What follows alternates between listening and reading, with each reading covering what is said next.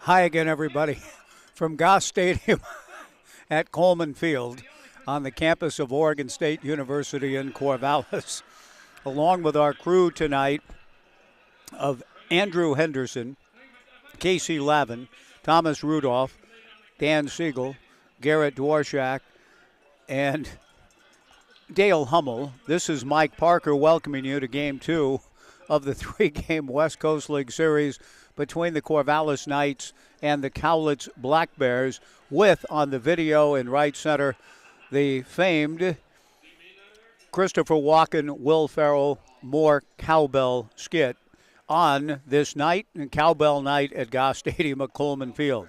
In the spirit of Hilda Chester, in the spirit of Bruce Dickinson, rock legend, in the spirit of Will Ferrell and his cowbell on the Saturday Night Live skit, we welcome you to Cowbell Night. The first 250 fans, and suffice it to say, the cowbells have been given away. The cowbell skit is playing on the video board out in right center field, and Christopher Walken as Bruce Dickinson seems satisfied. He's got to have more cowbell, and he's got it. And our fans tonight here, the first 250, have their cowbells, and they're cowbelling along. We're glad to have you with us in Game 2 as the Knights try to stay hot and win their seventh straight on the heels of Ridgefield coming down the stretch in the South. The Knights have won 6 straight, or 1 game back of the Ridgefield Raptors. The Knights with 2 more home games before a long bus trip up to Kelowna. We'll talk more about that later and wrap up the first half with 3 games in beautiful British Columbia. But up first, it's Cowlitz in Game 2 as the Knights try to carry on what has been a very impressive run here of late. The Knights will try to make it 7 straight wins here this evening against the Cowlitz Black Bears out of Longview. The Knights winning last night 5-1. Coming up on our pregame show, Phoenix Call, who had the night off last night but will be back in the lineup tonight, a UCLA-bound freshman out of Calabasas in Southern California, and one of the more dynamic defensive talents my eyes have laid upon in this brief sample size of his play, but over all the summers here at Goss Stadium at Coleman Field and throughout the West Coast League. Phoenix Call is as good as I've seen just in terms of his quickness, quick twitch, arm ability, range, all of those things. We'll talk to Phoenix about his brief time thus far in Corvallis, his excitement about heading off to UCLA, and more. As our live stream pregame interview comes next, Phoenix Call joining us on this warm, beautiful Saturday night in the Mid-Valley. The Knights live stream back in 2 with Phoenix on 1240 Joe Radio.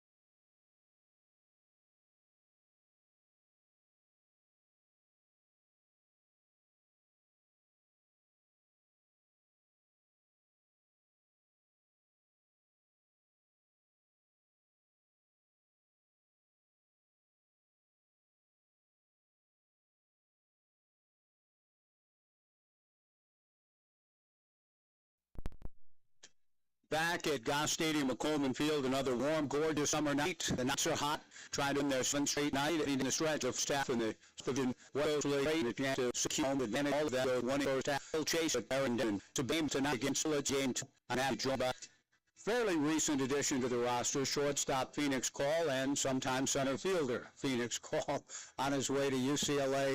It's been fun to watch you play, Phoenix. I'm curious to know what your brief sample size is small, but how have you liked being a Knight so far? I love it. I think it's been a great experience. Not been here for too long, but everything's been great. Everyone's been great, and competition's been great. So nothing really to complain about, and it's been a great experience. How did it come about for you, Phoenix, to get here? My coach, Sean Savage, just reached out to me, sent me over here for the summer just to get some, college experience, and it's been great. I'm learning a lot, and it's been an awesome experience. Phoenix Call, my guess. You mentioned John Savage, one of the great coaches in America, winner of a national championship. Tell me a little bit about the connection with Coach Savage, that program, and how you ended up at UCLA. Yeah, well, I ultimately went with UCLA just because of the coaching staff and how they developed their players. I think, watching Coach Savage over the years, he's developed a ton of great players, and I want to be one of them. So I went with him and his program, and hoping for the best. And I know he'll do a great job of developing me into the best player I can be. In the recruiting process, though, you clearly had options. So you went with UCLA. Were there some other visits, some other places that intrigued you that it made it a difficult decision, or were you? Yeah, a lot of places, a lot on the West Coast too. Definitely made it a tough decision, but like I said, the coaching staff really made it easy over there at UCLA. So kind of went with them, and then but there were a lot of great options, a lot of great coaches, but I felt like UCLA was the best fit for me. And was it also something, were you glad to kind of stay in the Southland, stay in the neighborhood, or did any part of you want to get out and try something in a different part of the country? Yeah, I think it was a win-win situation if, I got to stay home, but I wouldn't have minded going out and getting the experience away from home, but UCLA's education and athletics just ultimately worked best for me. So it was just kind of a coincidence almost. Yeah. You have one of the great names I've heard in all of sport, Phoenix Call. It's a wonderful name. Can you tell us a little about the origins and how you ended up with the name Phoenix? My parents kind of like the idea of the mythical bird rising from the ashes, so they went with that, and I'm kind of just rolling with it.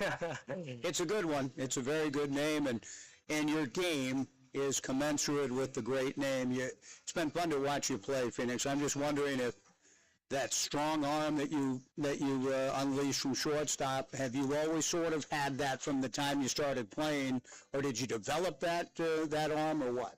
I kind of developed. I grew up with my brothers, and they kind of always had me on defense because I never got the chance to hit because they were always hitting. But it kind of grew on me a little bit, and then as I got older, I got to hit more. So the arm kind of grew into me just growing up. So. Well, you threw one the other night that was so quick and hard. I mean, I know you got the air on it, but I almost thought it was a little.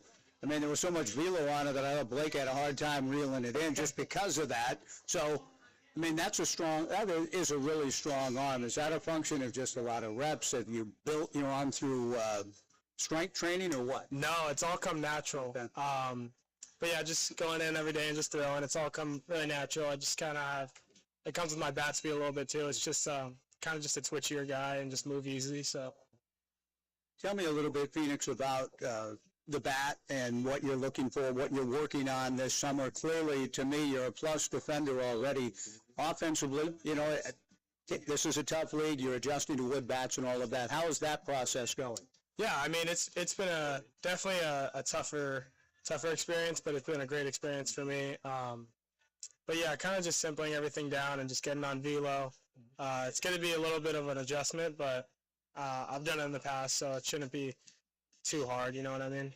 What about playing center field as you did the other night in Springfield? I mean, you're a true shortstop, but are you comfortable anywhere? Have you played much outfield? Yeah, I played all throughout high school. I played center field, so I've been there for a while.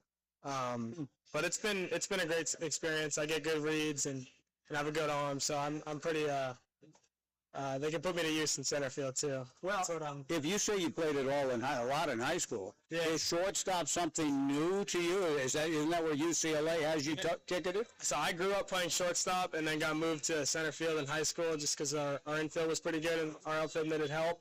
Okay. But yeah, I grew up playing infield. Moved to outfield in high school, and so for UCLA, I'm committed for both infield and outfield. Okay. And the last thing, and that is the culture here. You know, UCLA is a winning program, used to winning and competing for conference and national titles. This is summer ball, and some people might say, well, it's not as important, it's not as big of a deal. Winning and losing, you're here to develop.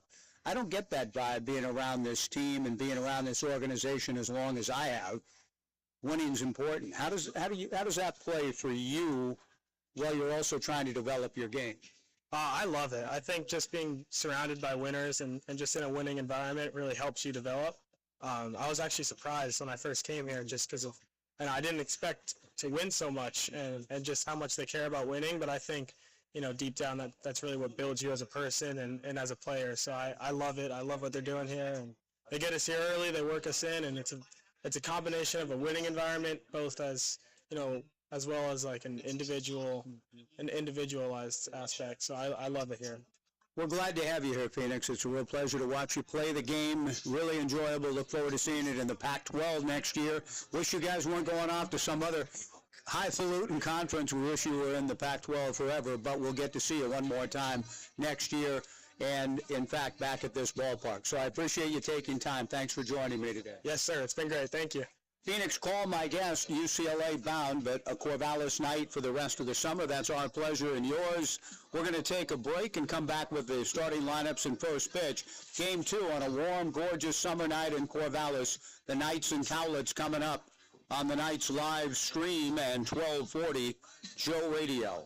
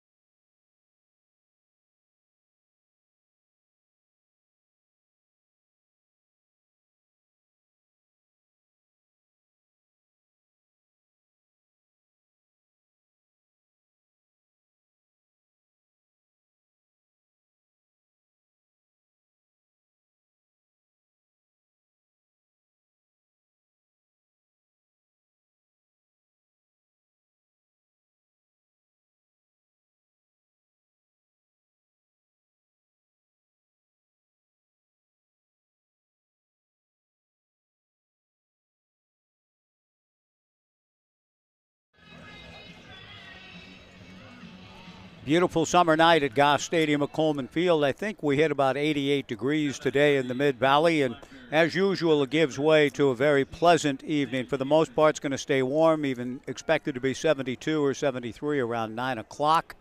By then, we should be getting close to the end, and here we go. The first pitch, though, on this beautiful Saturday evening to be delivered by Knights left-hander Miles Gostola, Gonzaga bound. And the first pitch misses low and away, and we're underway. Gostola making his first start as a Corvallis Knight, comes back with a 1-0 pitch to Sam Canton and misses high for ball 2. Sam Canton leading off in center field. The quick working lefty's 2-0 pitch. Good fastball swung on and missed, tying up Canton.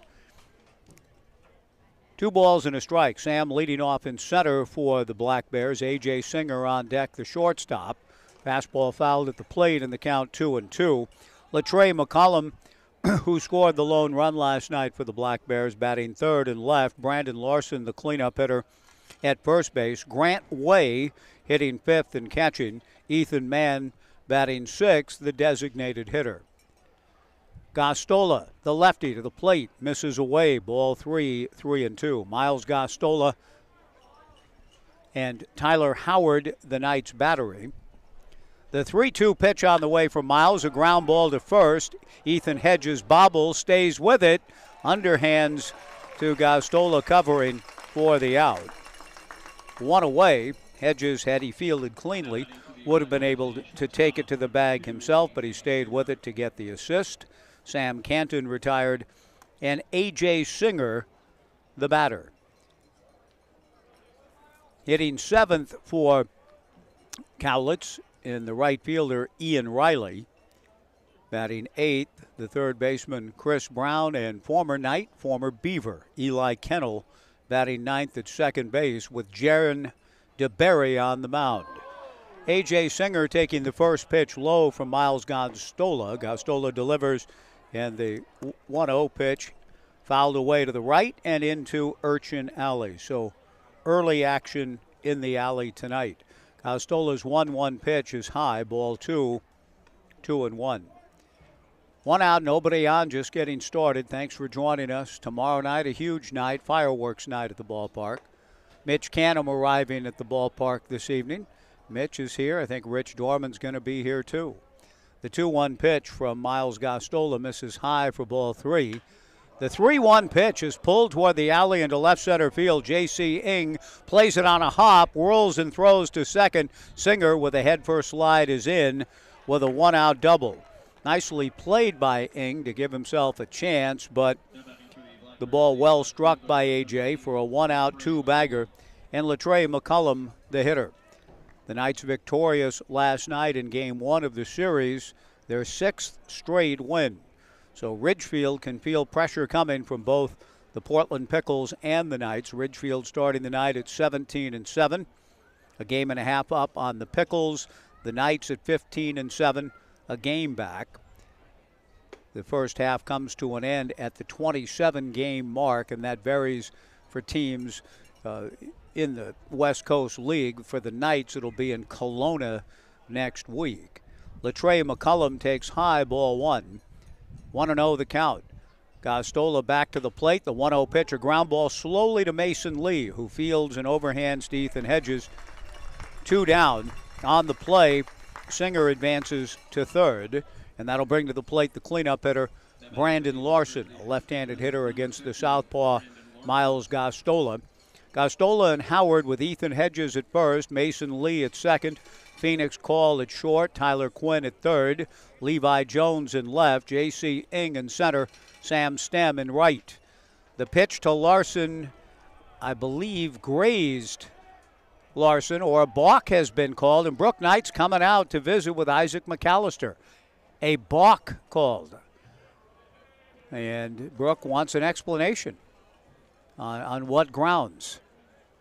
Did he not? I was looking at some numbers on Larson and did not see the movement on Gostola's part, so I have absolutely no comment, which is my usual style, of course. Rarely do I comment on the work of the umpires or officials in any of the games I call.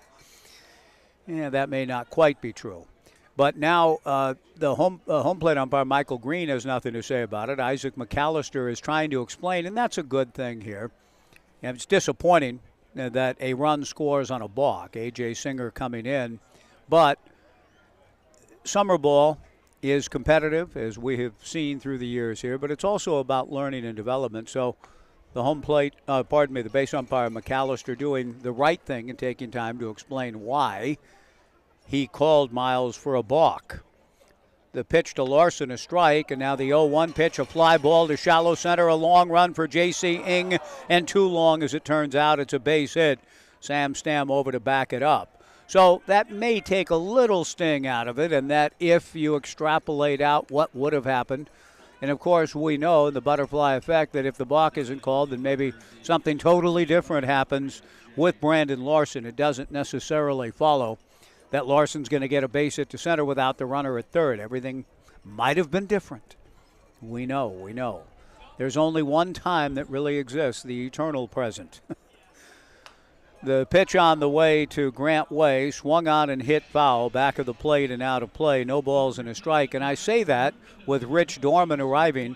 Mitch Canham's already here. I say that knowing that this is Grant Jay and that his grandfather was a two-time 20-game winner for the Cincinnati Reds in the past. The strike one pitch to Grant swung on and missed in the count 0-2. So I believe there is a past that exists. Coach Dorman, good to see you, Rich. Thanks. I saw Mitch come in earlier. No balls and 2 strikes to Grant Way. 1-0 Cowlitz in the top of the first. Out of the stretch works Gazzola. Miles delivers, and that's popped up on the right side. And in our present moment, Ethan Hedges in foul territory watches the ball hit into the stands and then back up into the bleachers. I was reading a little light reading today, Augustine's Theory of Time. I mean, I'm not sure I understand it or ever will, but he just said there's really only one time that exists, and it's God's eternal present. And that exists in the past and in the future and right now. The pitch on the way is high. Ball 1-2 to Grant Way. That's why I must fall in with the Hebrew poet who said, I do not exercise myself in things that are too high for me. So there we go. Let's stay with baseball, and that's too high for me usually too. 1-0 Cowlitz. The 1-2 pitch just outside, ball 2, 2-2 to Grant Way. A brilliant spring this past spring at Dallas Baptist. And a great lineage with his outstanding grandfather, Joey J. Grant J takes outside ball 3, 3-2. According to Rob Nyer and his excellent book that Rob wrote on the big book of pitchers with Bill James, the 3-2 pitch to Grant is high for ball 4. Nyer and James argue that Joey J, while not inventing pitches, invented names for pitches. That Joey J had something he called a change-up screwball, and something that I like even better, the slop slider. Joey J called a breaking pitch that he threw a slop slider. The great Joey J. Here's Ethan Mann with Grant Way drawing a 2-out walk at first. Brandon Larson at second. 1-0 Cowlitz in the first. Ethan Mann takes a strike. 0-1 the count. Ethan, the designated hitter, right-handed hitter. He, too, a huge spring at Dallas Baptist.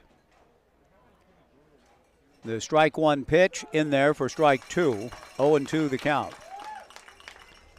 Cowlitz starting the night at 11-13 in the South Division of the West Coast League. The Knights at 15-7. The strike 2 pitch on the way, fastball, swung on and missed, strike 3. Ethan Mann goes down, and that's that for Cowlitz in the first. They do get a run on 2 hits, no errors, a balk, 2 left at the end of half an inning. Cowlitz won. The Knights coming up on the Knights live stream. And 1240 Joe Radio.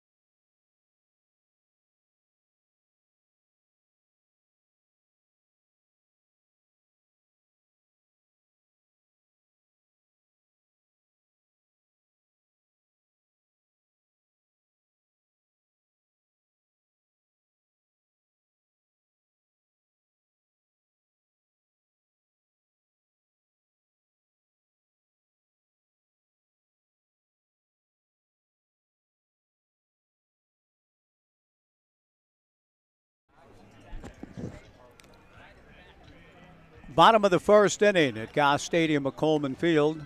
The Knights trailing 1-0. A nice job by Cowlitz trying to get this series even, getting the early jump on the Knights. The following lineup put together by Brooke Knight and his staff. Leading off in center field, J.C. Ng. Batting second at third base, Tyler Quinn. Sam Stem hitting third in right field. Ethan Hedges, the cleanup hitter at first base. Mason Lee batting fifth at second base. Jacob Craig hitting sixth, the designated hitter. Levi Jones batting seventh in left field. Tyler Howard hitting eighth and catching. Phoenix Call batting ninth at shortstop. And Miles Gostola, we've already met, giving up a run in the top of the first. And now right-hander Jaron DeBerry goes to work on JC and misses high. Ball one. Eng hitting .277, 16 runs batted in. The 1-0 fastball just misses down and in from Jaron DeBerry. The count 2-0. Tyler Quinn on deck. DeBerry, a right-hander, kicks and comes back with a 2-0 pitch, and that's high. Ball three, 3-0. Jaron played at Dallas Baptist this past spring. He's a well-traveled young man. Talented right-hander, delivers a strike, and the count 3-1. He went 39 2/3 for DBU this past spring. 20 appearances, 3 starts, 3-1, 5.71 and a save. His 3-1 pitch is in there for a strike, trying to come all the way back now to JC. 1-0 Cowlitz, bottom of the first, 3-2 the count. Northern Oklahoma Enid in 2021, Grayson College in 2022, this past spring at Dallas Baptist. The 3-2 pitch fouled at the plate by JC. Tyler Quinn on deck with Sam Stem to follow. 1-0 Cowlitz on Cowbell night here at Goss Stadium at Coleman Field. The 3-2 pitch hits J.C. Ng in the front foot, his right foot, to the left-handed hitter. He trots down to first, and the batter will be Tyler Quinn. DeBerry has not had much work yet with the Black Bears. This is his second start and third overall appearance. 5 innings, 2 hits, 2 runs, both earned, 3 walks, 4 strikeouts. Tyler Quinn, the batter, and having a tremendous summer here early.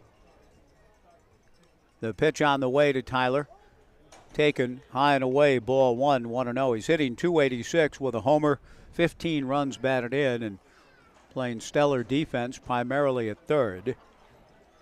1-0 the count to Tyler. J.C. Ng, the tying run at first, held on by Brandon Larson. Quinn sprays one foul past the Omaha room and out of play. 1-1 the count. Jaron DeBerry and Grant J, the battery for the Black Bears. Brandon Larson at first. Eli Kennel at second. A.J. Singer at short. Tyler, no, not Tyler, that's our guy. We'll get it here in a moment. The pitch on the way just outside to Tyler Quinn. Chris Brown at third base with Latrey McCullum in left, Sam Canton in center, and Ian Riley in right. 2-1 to Tyler Quinn. Fastball grounded up the middle, backhanded by Eli Kennel. Nice play, turns and throws to first, but throws it by Brandon Larson. Everybody's safe.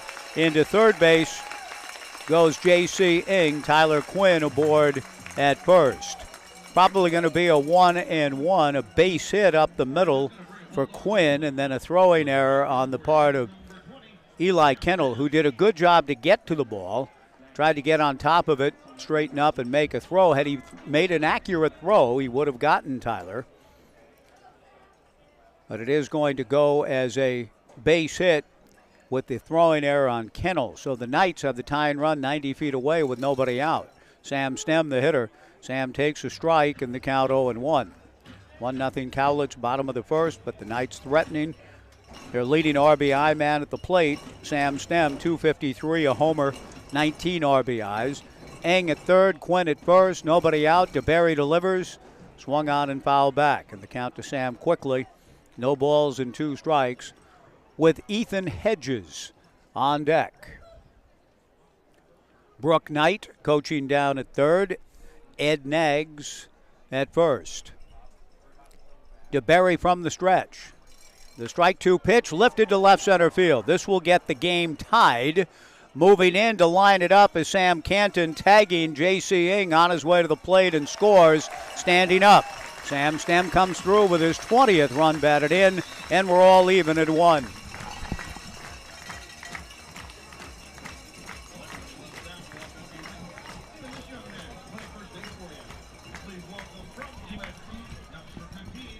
That'll bring Ethan Hedges to the plate in a 1-1 tie. Tyler Quinn holding at first base. We'll have to see how the inning plays out to see whether the run is earned or not. With Ethan Hedges stepping in, Tyler Quinn at first, and a breaking ball from DeBerry misses down and away. Ball 1, 1-0. The cowbells were a ringing a moment ago. The spirit of Hilda Chester lives wherever cowbells are played or given away. The 1-0 pitch on the way, lifted foul off first, out of play, and the count 1-1. Howlin' Hilda, she was known as, at Old Ebbets Field in Brooklyn. Hilda Chester was a legendary fan in that intimate, quaint, homey atmosphere that the Bums, the Brooklyn Dodgers, played under for so many years. Ethan Hedges, a ground single into right field. Stopping at second base is Tyler Quinn. And the Knights with an opportunity now to take the lead in the bottom of the first. 2 on and 1 out from Mason Lee coming to the plate in a 1-1 tie. The love affair between Brooklyn Dodgers fans and their club may be the greatest in the history of the sport. And the tremendous hole in the heart of Brooklynites when the Dodgers went west. The pitch on the way, a breaking ball down and away. It's, in that sense, difficult to wonder what became of some of their great and colorful fans, foremost of which was Hilda Chester with her cowbells ringing throughout Ebbets Field. A 1-1 tie, the 1-0 pitch swung on and tapped foul at the plate, and the count 1-1. I'm sure there have been articles and follow-ups on what became of Howlin' Hilda, but she was a consummate trash talker. She'd ring the bell and she'd introduce herself to other team players coming in. And I'm Howlin' Hilda with the bell, ain't it trillin'? The pitch on the way from right-hander Jaron DeBerry misses just outside. Ball 2, 2-1. A 1-1 tie, bottom of the first inning. Tyler Quinn at second, Ethan Hedges at first, 1 out. The 2-1 fastball swung on and missed, and the count to Mason, 2 balls and 2 strikes. Mason in his return after spending a little bit of time in the Northwoods League, and it wasn't to his liking, from what I understand. I look forward to visiting with Mason about it himself. The 2-2 breaking ball grounded slowly to short. Singer juggles, goes to second for 1. Oh, my goodness, on to first.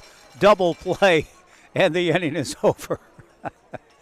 Well, Isaac McAllister, trying to expedite the game, calls a 6-4-3 double play. It's in the books. It appeared as though Mason had gotten to the bag as the ball was arriving, but it goes in the books as a 6-4-3, and the Knights settle for an unearned run. On 2 hits, an error, and we'll see about the unearned part. Hedges' base hit might have gotten the run home. We'll see how Brooks Hatch renders it. We are 1 inning in, a 1-1 tie. Cowlitz and the Knights on the Knights live stream in 1240 Joe Radio.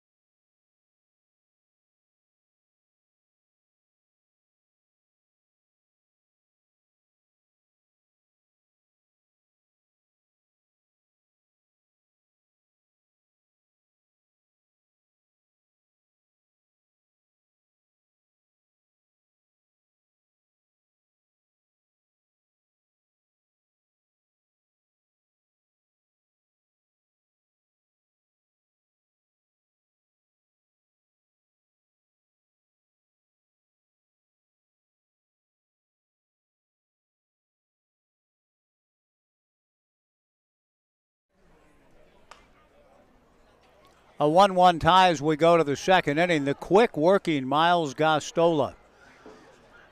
Ed Nags, coach, told me Miles works quickly, and I feel like Al Pacino and Justice for All, he ain't lying. 2 balls and 2 strikes to Ian Riley. Gostola hits Ian to open the second inning in this 1-1 tie. She ain't lying. A little bit of a jump to shark and then justice for all for the great Pacino, whose best work was early and became almost a caricature, and then justice for all began it. He's out of order, you're out of order. I like the movie, but it's a little over the top. Ian Riley hit by a pitch, but Ed Nags, he wasn't lying when he talked about Gostola's tempo. The pitch to Chris Brown hit foul into the Jack Riley concourse down the right side and out of play. Jack Riley, former coach in Longview at Lower Columbia College before coming here and beginning his legendary run, 22 years as the Oregon State head coach, Pat Casey's predecessor. A throw to first and Ian Riley back. And in Jack's final year at Lower Columbia, I believe, coached Rick Sweet, a legendary player out of LCC North. The strike one pitch on the way, lifted to right field and playable for Sam Stem. Sam moves in to make the catch. Chris Brown retired, one away. And we welcome back to Goss Stadium at Coleman Field. He's going to get a nice round of applause. Here's Eli Kennel coming to the plate. Eli helped the Knights win their 6th consecutive West Coast League championship last year. Left-handed hitter into the portal. Swings, and it's a ground ball toward his counterpart, Mason Lee. Lee feeds Phoenix Call, who comes across the bag to first for the double play. So we welcome Eli Kennel back. Great kid. His folks, Jeremy and Amy, in the stands tonight. Eli went to Santiam Christian. Tremendous athlete en route to Washington State. We certainly wish him well. But the Knights are glad he hit into a double play, and at the end of 1.5, a 1-1 tie, the Knights and Cowlitz on the Knights live stream and 1240 Joe Radio.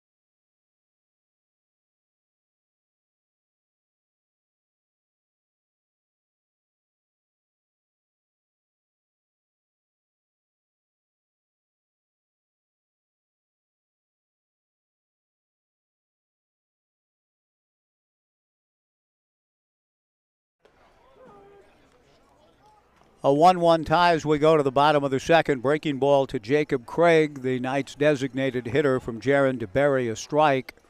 Jaron back to the plate with the 0-1 pitch. Another breaking ball, and that's in there. And he's quickly ahead. No balls and 2 strikes is Jaron to Jacob. Levi Jones on deck. Tyler Howard to follow. 1-1, bottom of the second. DeBerry to the plate. Breaking ball grounded back of third. Juggled by Chris Brown. Stays with it. Throws high. And pulled Larson off the bag. Larson, though, was able to make the tag on Jacob Craig going by. And I tell you, Isaac McAllister, the base umpire, hasn't done the Knights any favors yet here early. Not much of a complaint from Ed Nags, nor across the way Brook Knight. So we'll just have to take it that the double play ball, which ended the first, a close play, and this play Must have been according to Hoyley. Levi Jones, the batter. His folks are both here. I saw Adam walking through, and who I presume to be Levi's mom, walking through the Jack Riley concourse a bit ago. Levi takes outside, ball 1. DeBerry back to the plate. Levi, a high pop fly on the infield. The shortstop, A.J. Singer, shielding the sun with his throwing hand, and then at the last moment reaches up to make the catch directly behind second, a step off the green. Quickly 2 down in the bottom of the second inning, and Tyler Howard, the batter. Levi's future coaches, at least 2 of them in the ballpark tonight, and head coach Mitch Canham and pitching coach Rich Dorman. Breaking ball from Jaron DeBerry to Tyler Howard, misses outside, ball 1, 1-0. Breeze is picking up, as you can hear. The 1-0 pitch is punched down the right field line, a fair ball for a base hit. Tyler Howard rounding first, he will hold, with Ian Riley's throw going high, but backed up by the third baseman Chris Brown, and Tyler Howard holds with a long single to right. Phoenix Cole will be the hitter. I really enjoyed the pregame conversation with Phoenix. 6-foot, 170-pounder, Porter Ranch, California, Calabasas, and UCLA bound, staying close to home. He looks at a breaking ball for a strike, and the count 0-1. John Savage recommending, and it's really great to know the relationships that Dan Siegel and Brook Knight and others have built with the coaches around the Pac-12 through the years. John has sent a number of good ball players up here. Phoenix is the latest and one of the top 100 prospects in the country. Outstanding player. We look forward to the rest of the summer here with him. He takes high and inside, and then seeing him next spring right here for UCLA at Goss Stadium at Coleman Field. One final trip for the Bruins to the Mid-Valley. The 1-1 pitch hit foul off to the right and out of play. 1-2 the count.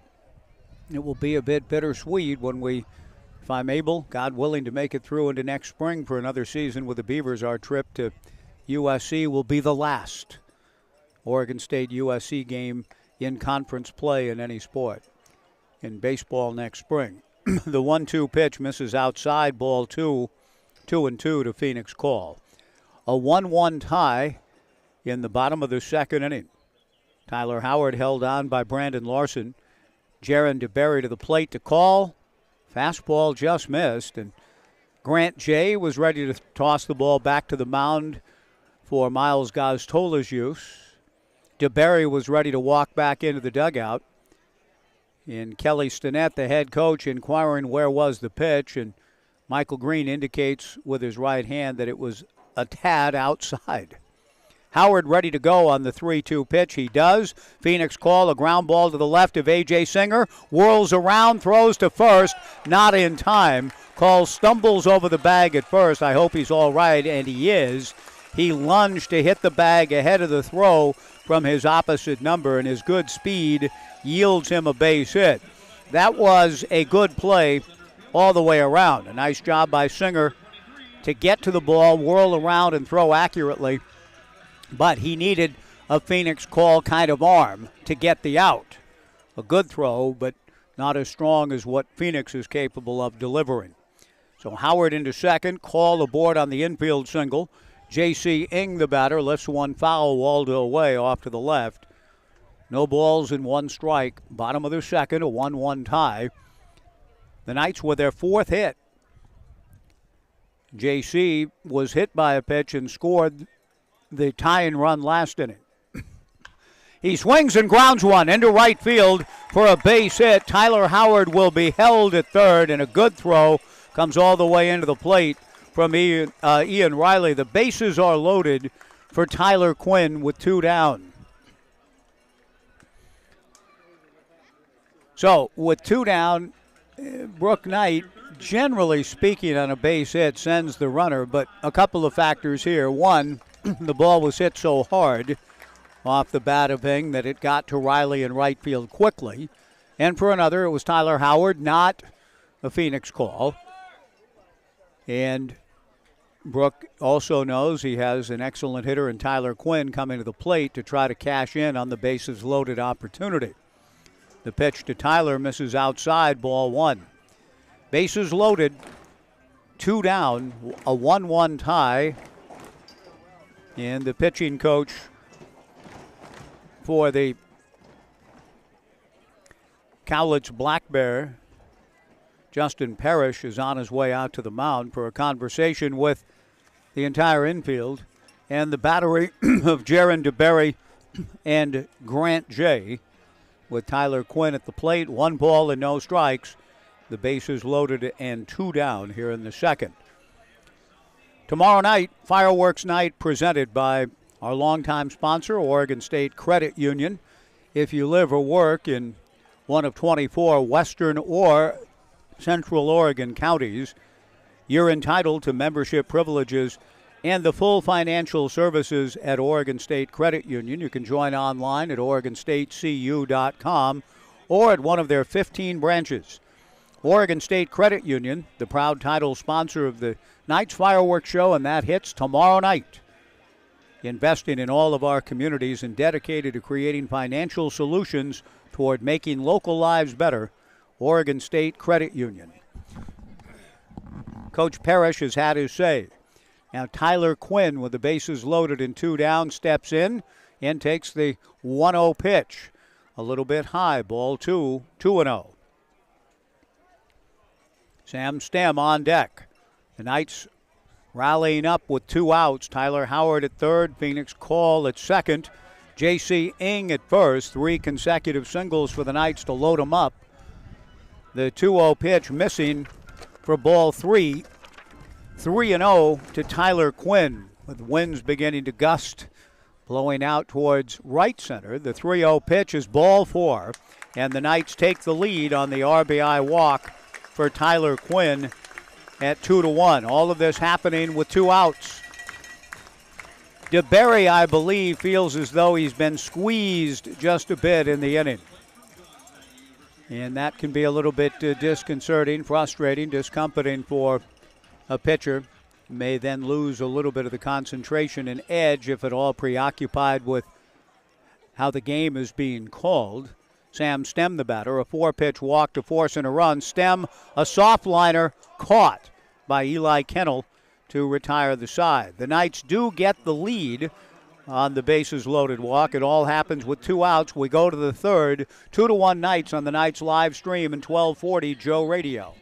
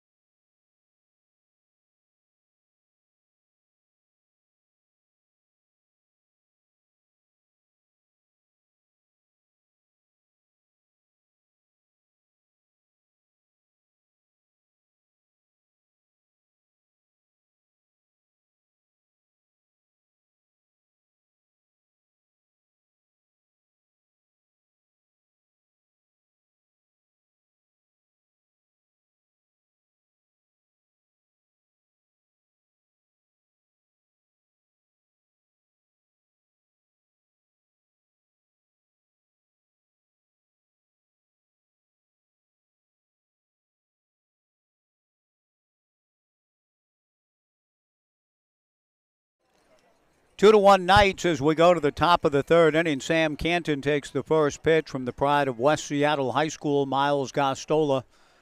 High and away. The 1-0 pitch from Miles lifted to center field. J.C. Ing going back, has a play, reaches up and backhands it. The ball carrying pretty well that way. But a nice job by Miles to pitch to contact and get the out to open the top of the third with the Knights leading 2-1. A.J. Singer, the batter. A.J. doubled the left center field and ended up scoring the Cowlitz run in the first. Cowlitz with just one run last night in the Knights' 5-1 win.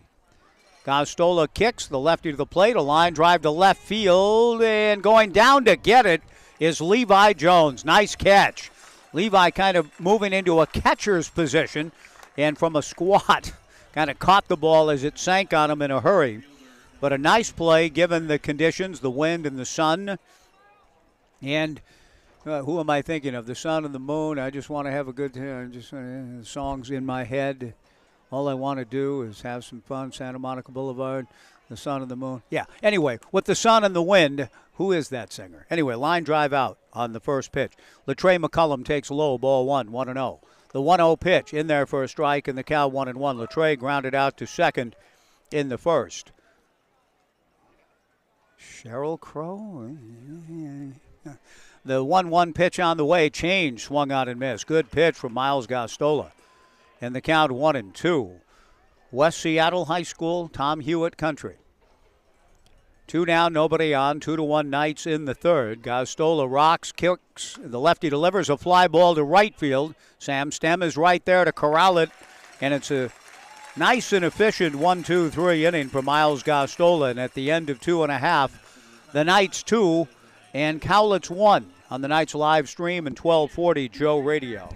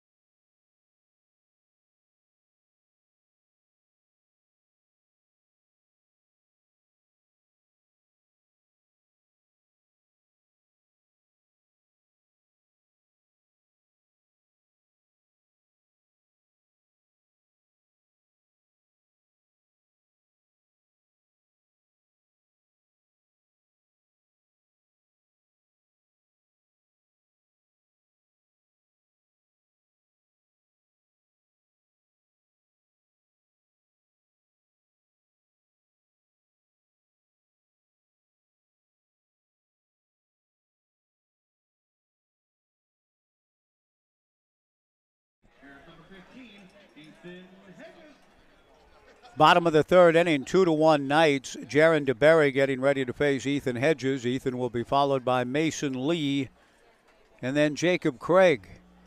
Bright sunshine for DeBerry to work out of, into the shadows, and delivers a fastball high to Ethan, who singled to right field in the first inning. The Knights with a single run in both the first and second, but did leave the bases loaded last inning. The pitch to Hedges hit high and deep to right center.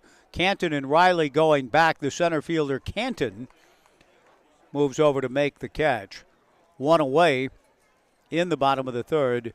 Mason Lee coming to the plate.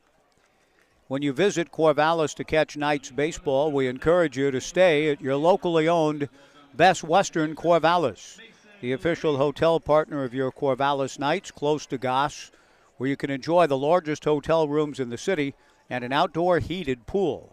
Wherever life takes you, Best Western is there. DeBerry delivers a strike to Mason Lee. The 0-1 breaking ball waved at and missed, and Mason, who grounded into an inning-ending double play in the first, is down in the count 0-2. DeBerry has finessed his way out of a couple of innings. Yes, he's given up runs, but it certainly could have been worse. Now a slow roller up along third, barehanded by Brown. The throw to first, in and out of the mid of Brandon Larson, and Mason Lee is aboard. I presume this will be a bunt, not a bunt, but a swinging bunt single and an infield single, and it is for Mason Lee. a good play by Brown, who gave himself a chance with a bare hand. The throw a little bit high. Larson couldn't quite bring it in.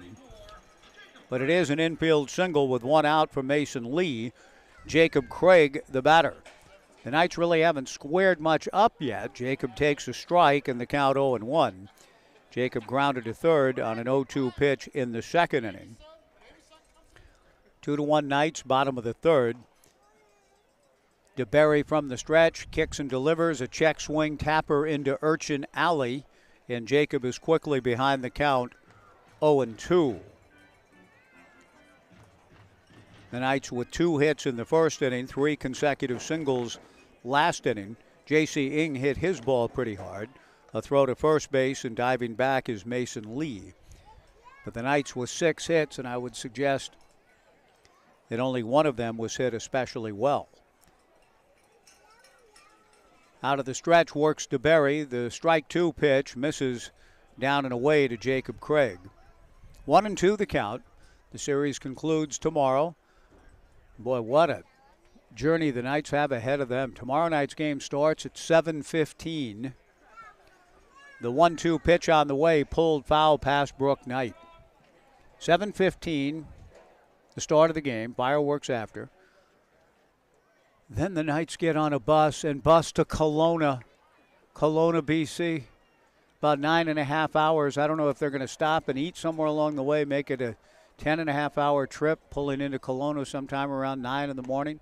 Breaking ball up and in, ball 2-2, and then play the Falcons in Kelowna at 6:35 on Monday night. Wow. 2 balls and 2 strikes to Jacob Craig. 2-1 Knights, bottom of the third. Jacob swings and fouls it back. Those with Oregon State connections know in full well, at least probably know, that their head coach, Mitch Canham, their pitching coach, Rich Dorman, both in the ballpark tonight.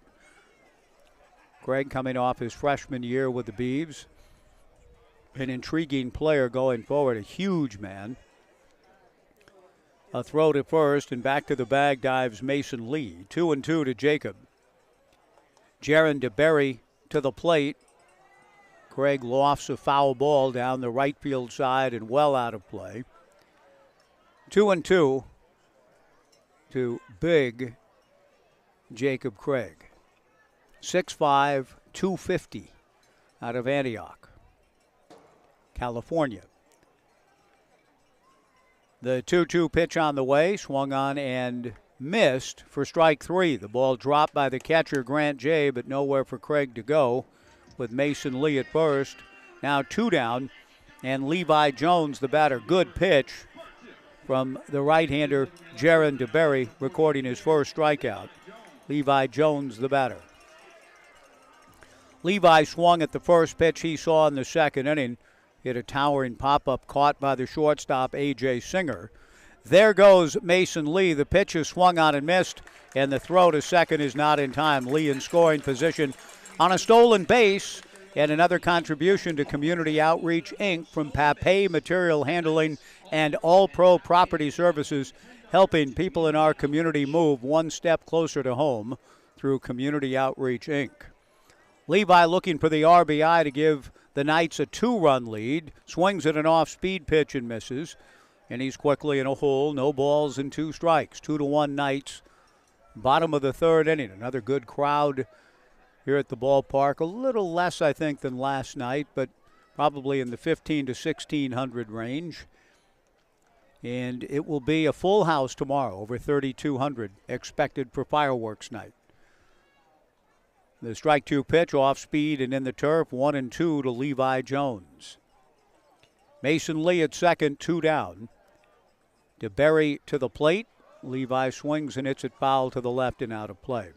I look forward to visiting with Mason Lee soon, maybe even tomorrow. Let's wait to tomorrow, perhaps, to talk to Mason, but look forward to talking to Mason about kind of quickly saying, hey, this Northwoods League thing, I want to go back to Corvallis. He's on his way to third here. The pitch to Jones, a little tapper in front of the mound, fielded by Jaron DeBerry. DeBerry throws to first to get Levi and the side is retired. No runs, a hit, one left at the end of 3. The Knights 2 and Cowlitz 1 on the Knights live stream and 1240 Joe Radio.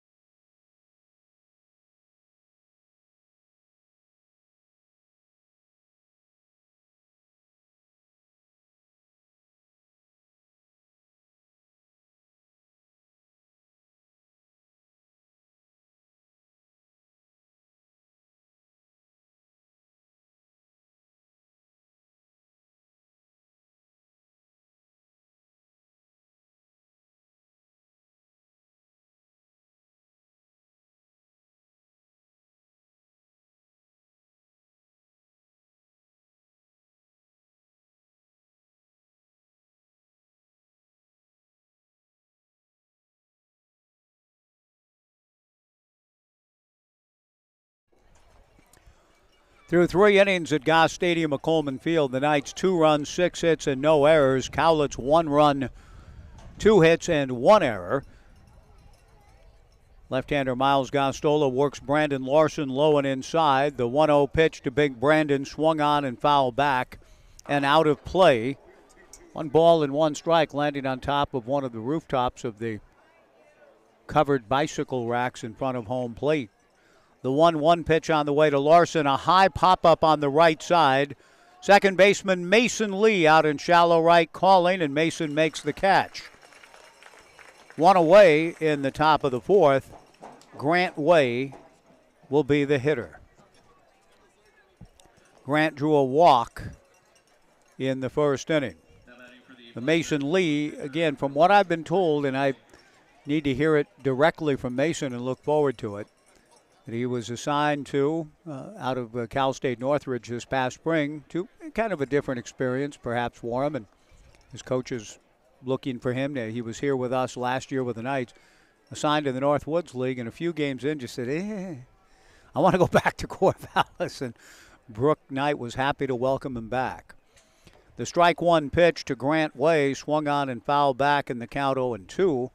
The Knights' way of doing things is usually the ball players that come here, that want to come here, that are assigned here for a reason, love their experience in Corvallis, from host families to the community to, I think, first and foremost, the experience that they get in growing up as ball players, the commitment to winning, the commitment to excellence, the day-by-day improvement and growth from all of the coaches and the camaraderie that's built. The guys love it here.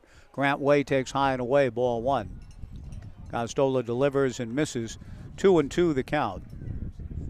1 out, nobody on in the 4th. The Knights leading 2-1, trying to win their 7th straight game tonight. And, of course, the big picture, their 7th straight West Coast League championship. With the breezes picking up, Grant Way swings and it's 1 foul. Into Urchin Alley behind us to our right. The count remains 2-2 with 1 out here in the 4th. Miles Gostola in the bright sunshine, pitching into the deep shadows to Way, who takes a little bit high. Ball 3, 3-2. Gostola and Tyler Howard the battery. Ethan Hedges at first, Mason Lee at second. Phoenix Call at short, Tyler Quinn at third. Levi Jones in left, J.C. Ing in center, Sam Stem in right. The 3-2 pitch, nice job by Way. He draws ball 4. The count was 0-2. So Way, for the second time, and that's just good work on his part, has worked from an 0-2 count to a base on balls. Nice job. Ethan Mann the batter. Ethan struck out on his first at-bat. The first pitch to the slugger from the right side, misses high, ball 1. 1 ball and no strikes. Man, 20 home runs in the spring and 80 RBIs for Dallas Baptist. Swings at the fastball and doesn't get it. 1-1 the count. 2-1 Knights in the fourth. Ian Riley on deck, getting very close to the scene of the action, almost in the left side of the batter's box. Changeup, swung on and missed. Another good pitch from Gostola. That appears to be a very good pitch from Miles, the off speed, and he's ahead 1-2 to man. Grant Way at first. 2 down, the Knights leading 2-1. Gostola back to the plate, swung on and missed. A throw back to first is not in time. Mann strikes out for the second time, and Ian Riley will be the batter. Well, it almost looked, the action of the pitch from Gostola, as though he turned it over a little bit. Joey J., the aforementioned with Joey's grandson at first, famed for his changeup screwball. And that pitch almost had that kind of look to it coming from the southpaw. Miles Gostola. Joey, of course, a great right-handed pitcher for the Reds and helping them win the pennant in '61. Ian Riley takes a strike, 0-1 the count. Gostola from the stretch looks over at Grant J. Comes to the plate, a line drive to center. Ing started in, now tries to recover, and the ball carries over his head. A rare misjudgment on JC's part. Grant Way will score. Racing to third is Riley. The throw to third, and safe is the call at third. Isaac McAllister says safe. The ball appeared to have beaten him, and the tag applied by Quinn, but not in time. A triple to center on a misjudged fly by J.C. Ing. That ball was stoned. It was not an easy play, but the fateful first step and a half was in by J.C., and with the wind blowing out, it cost J.C. any chance of catching the ball when he took a step and a half towards home plate. So a 2-2 tie on the triple for Ian Riley. And Chris Brown, with a go-ahead run at third, takes a strike. The 0-1 pitch on the way from Gostola just misses in the count 1-1. But that's a run attributable to Grant Way for getting himself on base, down in the count 0-2, and drawing a walk. And he's able to score on the triple.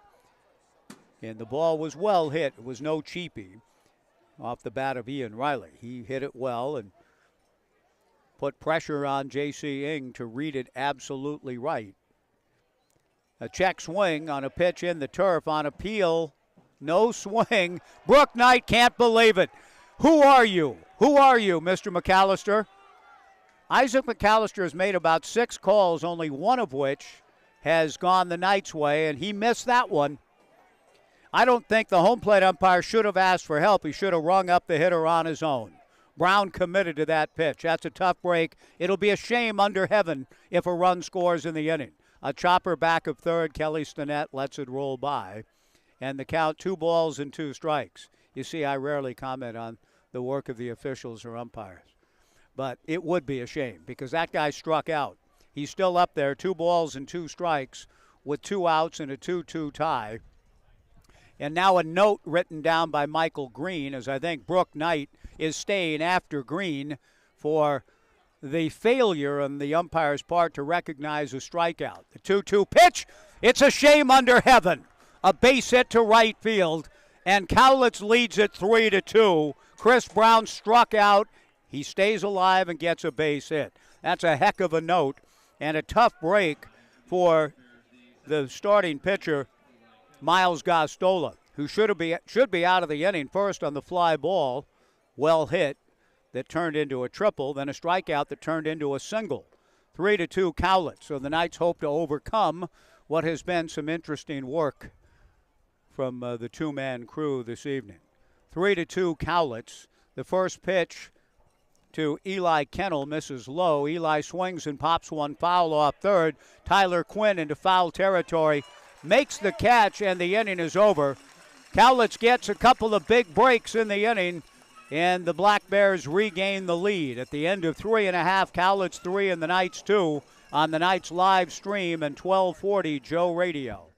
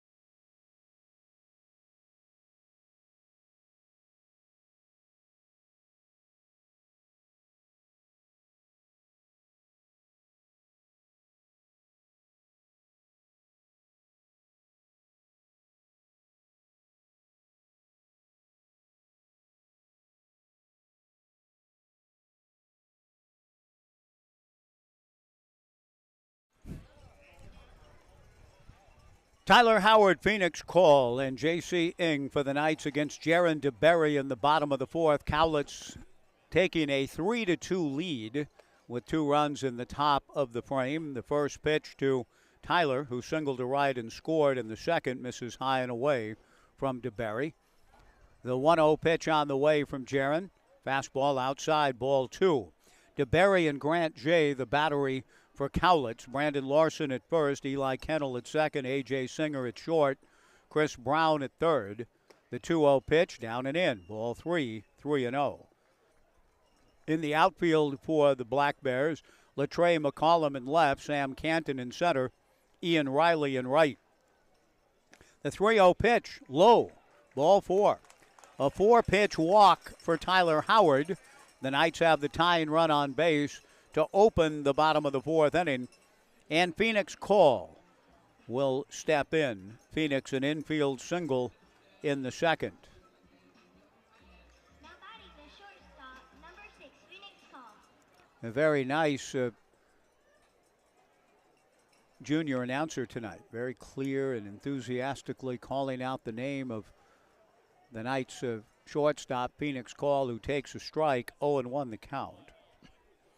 3-2 Cowlitz, bottom of the fourth inning. The 0-1 pitch on the way. Phoenix swings at the breaking ball, fouls it straight back. 0-2 the count. Both starters have gone all the way here into the fourth. No one throwing in the Cowlitz bullpen back of DeBerry. Jaron from the stretch, and the 0-2 pitch, fastball swung on and missed. Phoenix Call goes down swinging, and the batter will be J.C. Ing.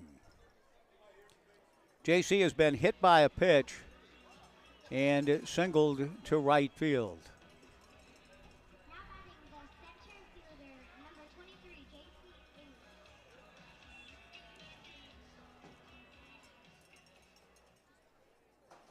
The tying run at first, represented by Tyler Howard. First pitch is off speed from Jaron and away, ball 1 on this Peterson Trucks Cricket Country 99.9 FM night at the ballpark. The fans hoping to be able to have occasion to ring those cowbells here in a moment. The 1-0 pitch, fastball just missed to JC.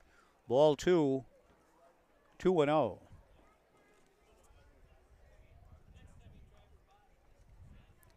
3-2, Cowlitz, bottom of the fourth. DeBerry delivers a strike, and the count 2-1.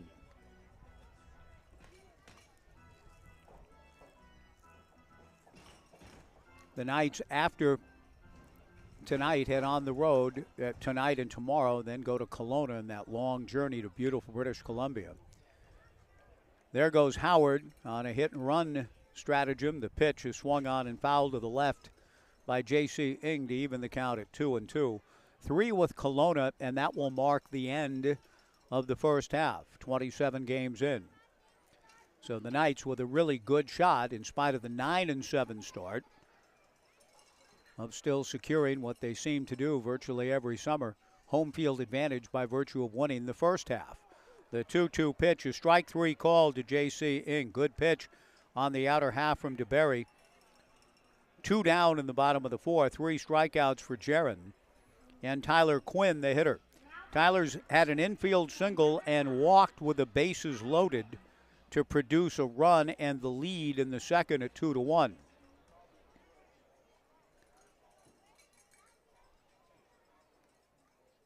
DeBerry works Tyler. Breaking ball grounded to Eli Kennel at second. He will flip the short way to A.J. Singer for the out. And the Knights are gone in the fourth. A leadoff walk, and Howard stays put at first. At the end of 4, Cowlitz 3, the Knights 2 on the Knights live stream and 1240 Joe Radio.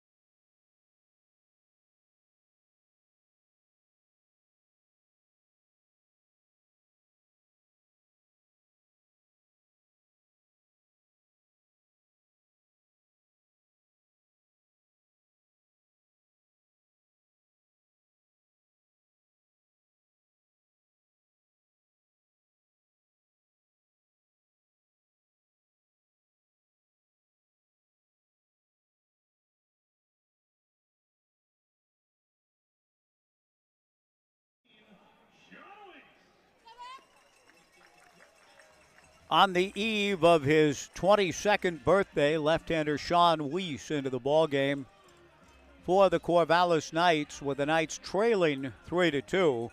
Sean takes over for a tough-luck starter in Miles Gastola, who had a 2-1 lead, and things happened, as they say, or as Fields tried to explain his lateness in coming home in Man in the Flying Trapeze. Where have you been? Things happened, said Fields, which is, I suppose, to Kathleen Howard, as good of an explanation as any. But some odd things happened, certainly to Miles and the Knights in the top of the fourth. Cowlitz, to its credit, took advantage and scored 2. And the Black Bears with a 3-2 lead as we go to the fifth. Sean Weiss will turn 22 tomorrow. He gets some work ahead of a big day in his life with his folks in the stands.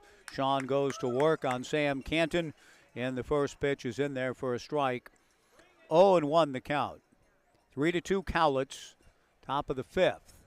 Weiss from the stretch with nobody on. The strike one pitch to Canton. A ground ball to the hole at short. Call slides into it and has no play. It was going to be a tough play had he fielded cleanly. Sliding to his right, it's a base hit for Sam Canton. And A.J. Singer will be the batter. A.J. has doubled and lined out.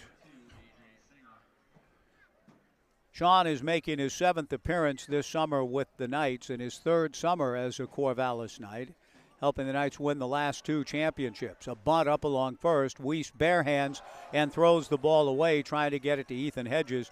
It goes into foul territory. Sam Canton into third base, and A.J. Singer is safely aboard at first. We'll wait on the scoring in terms of whether it is a base hit on the bunt. It could be. It was a very close play. Certainly a throwing error on Sean's part. And apparently it's going to be a sacrifice for Singer and an E1 on the throw. So Cowlitz with a 3-2 lead, a chance to add on. With runners at second and third and nobody out for Latrey McCullum. Brooke Knight brings his infield halfway. The corner infielders even with their bags. McCullum is grounded to second and flied to right. Latrey takes a strike from Sean. The count 0-1. 10 innings, 12 hits, 6 runs all earned, 2 walks, 6 strikeouts, a record of 2-0 for Sean Weiss. 3-2 Cowlitz, top of the fifth. The strike one pitch to Latrey misses outside, and the count 1-1.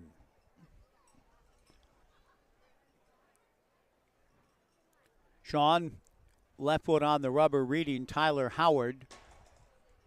Comes back to the plate with a 1-1 pitch. A looping fly ball to right field. It'll drop for a base hit.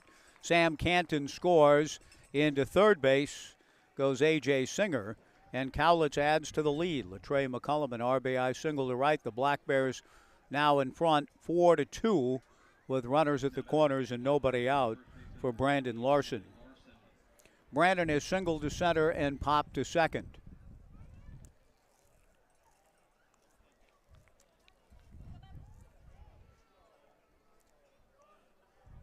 So Cowlitz doing a nice job responding to the Knights having taken the lead. They heaved a big sigh of relief when the Knights up 2-1 left the bases loaded. Now Larson rips one into right field for a base hit. Singer trots home. McCollum will stop at second as Sam Stem gets the ball back in. And Cowlitz has added 2 more to up the lead to 5-2. Runners at first and second and nobody out. And Grant Way, who has been up twice and walked twice, to the plate. And in fact, Way's plate appearance last inning was perhaps the most important one, in that with 1 out and nobody on, Way fell behind the count 0-2 to Gazdola and ended up working his way aboard. Ball 4 for the second time from an 0-2 count. That is good zone discipline on his part. And the inning was on for Cowlitz. 2 runs last inning, 2 this inning. Some activity will begin back of Sean in the Knights bullpen. First and second, nobody out. The 1-0 pitch down and in. Ball 2, 2-0. Ethan Mann, the on-deck hitter.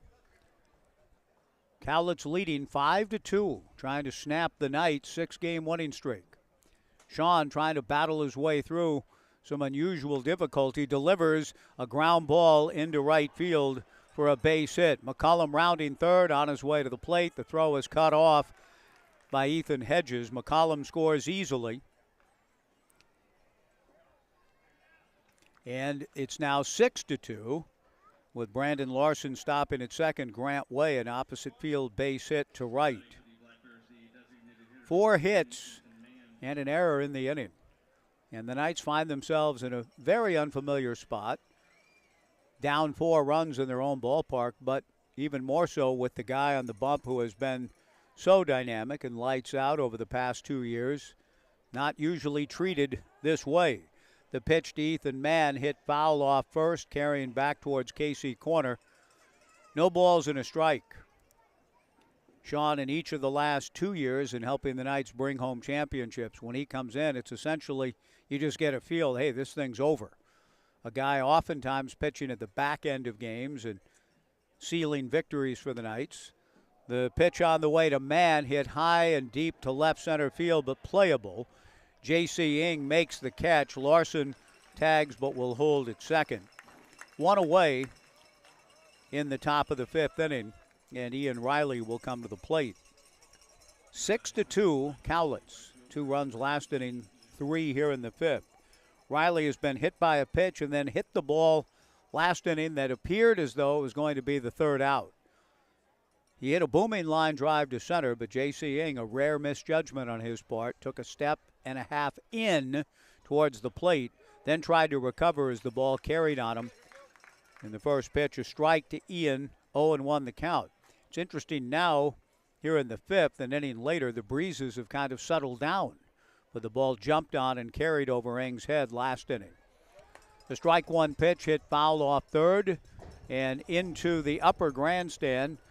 Papa and his young child, 2 of them, were looking out Waldo way, and the ball landed behind Papa about 5 feet. They were looking at something else. No balls and 2 strikes to Ian Riley. 2 on, 1 out, 3 in. Riley swings and hits another foul ball in that direction. But Papa has vacated the area, and that ball does land in Waldo way. The count remains no balls and 2 strikes. 6-2 Cowlitz in the 5th. Sean to the plate. A slow chopper towards the second baseman, Mason Lee. Picks it up and tosses to first to get Ian Riley. 2 down. On the play, Larson to third and Grant Way to second, and Chris Brown the batter. And a big moment for Cowlitz from the standpoint they've already opened up a 4-run lead. But they have a chance to deliver what could be practically a knockout kind of punch here in the midway part of the game with a 2-out hit.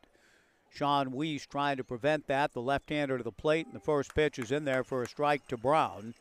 Chris has flied to right and last inning singled home a run when he had appeared to have taken a full hack at a pitch, ruled no swing, and then lived to get another swing and got a base hit and RBI. Swings and fouls this one off the facade of the Omaha room to our right. No balls and 2 strikes the count. 6-2 Cowlitz, top of the 5th inning. I mentioned to Sean's folks that maybe Sean will be able to pitch his way into a win coming in this early. That's the plan. A chopper up along third. Tyler Quinn up with it. Throws across to first to Ethan Hedges for the out to retire the side. But a big inning for Cowlitz to get Sean a win. The Knights are going to need to rally up. 3 more runs, and at the end of 4.5, Cowlitz 6 and the Knights 2 on the live stream and 1240 Joe Radio.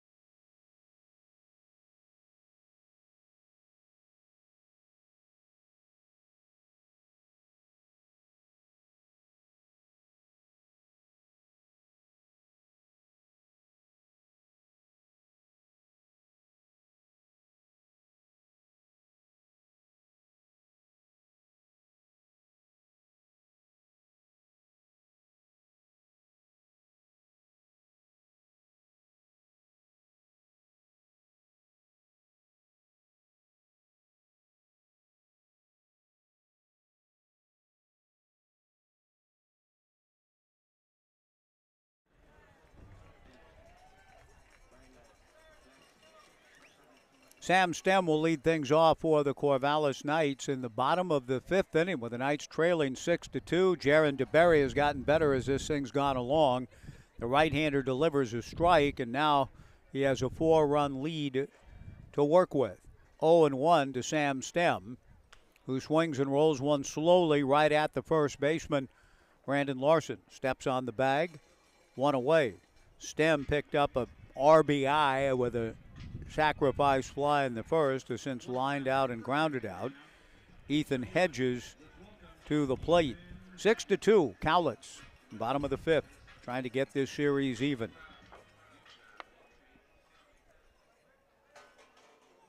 Jaron DeBerry has gone all the way, has pitched well.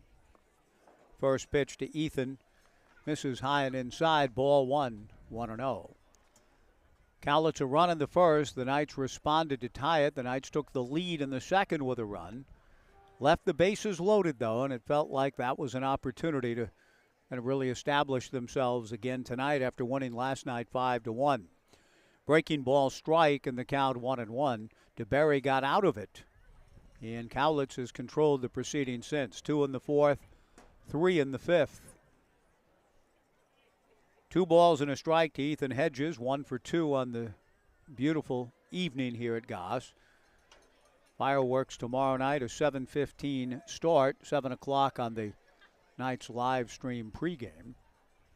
3-1 to Ethan Hedges. DeBerry to the plate, the 3-1 pitch is outside for ball 4. Mason Lee will come to the plate.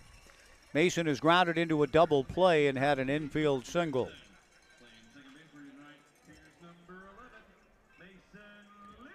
That's the 3rd walk, along with a hit batsman, yielded tonight by the right-hander Jason DeBerry. Mason Lee steps in with the Knights trailing 6-2. The first pitch to Mason is in there for a strike, 0-1 the count.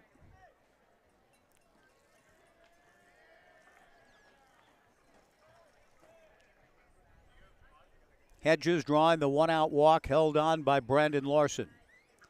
The 0-1 pitch to Lee misses away. The count 1 ball and 1 strike. Warm, beautiful evening here at Goss. Tomorrow night should be very nice again, 7:15 with fireworks to follow. The 1-1 pitch, fastball in there for a strike, and the count 1-2.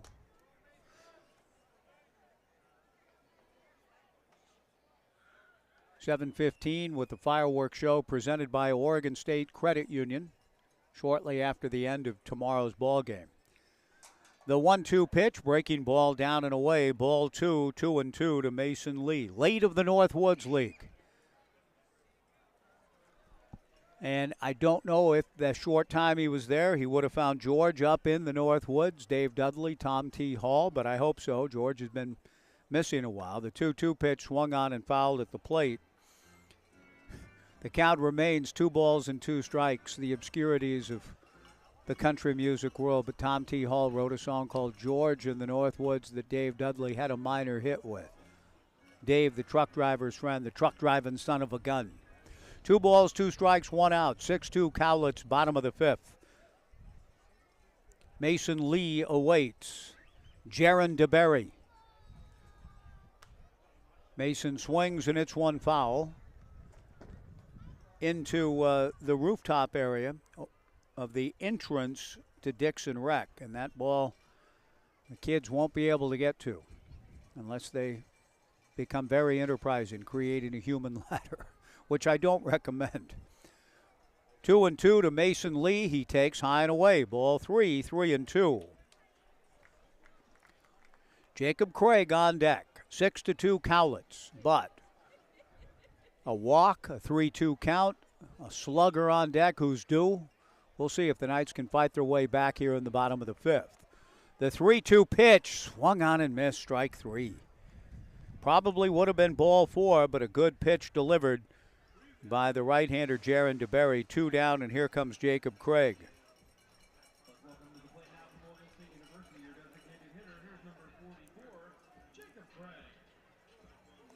Four strikeouts for DeBerry.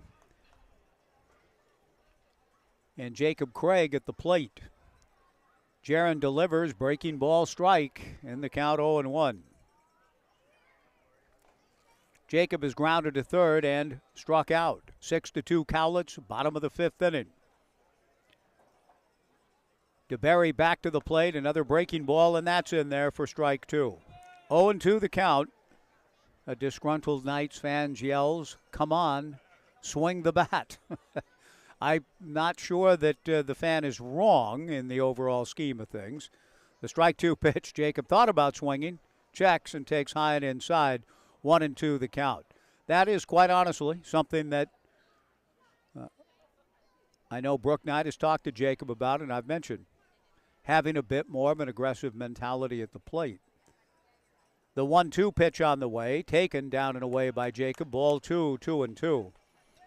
In that sense, trying to turn the latent power loose. He's a big man, and we've seen him crush balls with the Beavers, BP sessions that are legendary. Trying to get a pitch he can handle here. The 2-2 pitch, he fouls it just to our right into the alley over our heads. And that one the youngsters are giving chase on. 2 balls and 2 strikes with 2 outs in the bottom of the fifth. 6-2 Cowlitz, game 2 of the series. The 2-2 breaking ball to Jacob Craig taken. Strike 3 called and the inning is over. And that thing appeared to hang up there a little bit. And Jacob let it go by for strike 3. The inning is over. No runs, no hits, a man left at the end of 5. Cowlitz 6 and the Knights 2 on the Knights live stream and 1240 Joe Radio.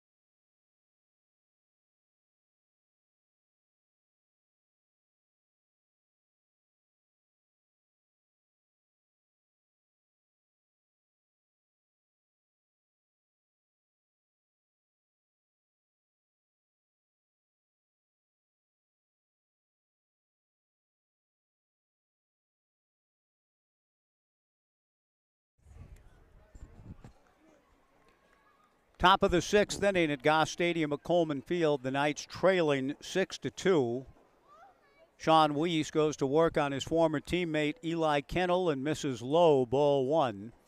The 1-0 pitch on the way. Eli, a high pop fly on the left side. Going out is Call. Coming in is Jones. Levi is there. Levi makes the catch. And Eli Kennel 0 for 3 on the evening in his return to Goss Stadium at Coleman Field as a member of the Cowlitz Black Bears. And when he returns again to this ballpark, it'll be in the Washington State uniform as he has gone into the portal and joined up with the Cougs. We will miss a great young man out of Santiam Christian and tremendous family, talented ball player. Wish him well on the Palouse. Sam Canton takes low from Sean Weiss, ball 1. 6-2, top of the 6th. Sean's fastball in there for a strike. Very uncharacteristic inning for Sean last inning. 3 runs and 4 hits in the frame. But settled down to retire the last 3. He's retired 4 straight. The strike 1 pitch hit foul to the left and out of play. And he's ahead to Sam Canton. No balls and 2 strikes. Sam is grounded to first, fly to center. had an infield single last inning to open the inning. A ground ball to the hole at short. The 1-2 pitch is swung on and missed, strike three, and in that sense, that feels quite a bit more like the Sean Weiss we've grown accustomed to these last couple of summers. 2 down and nobody on here in the top of the 6th, with Cowlitz leading 6-2. A.J. Singer has doubled homer run, line to left, and sacrificed last inning, then got aboard on a throwing error by Sean Weiss. Sean delivers in the turf, ball 1, 1-0. Breeze is beginning to pick up a little bit, and as they always do, kind of blowing through our vantage point here first, adjacent to the McGrath family press box. The 1-0 pitch on the way is in there for a strike, and the count 1-1 to A.J. Singer.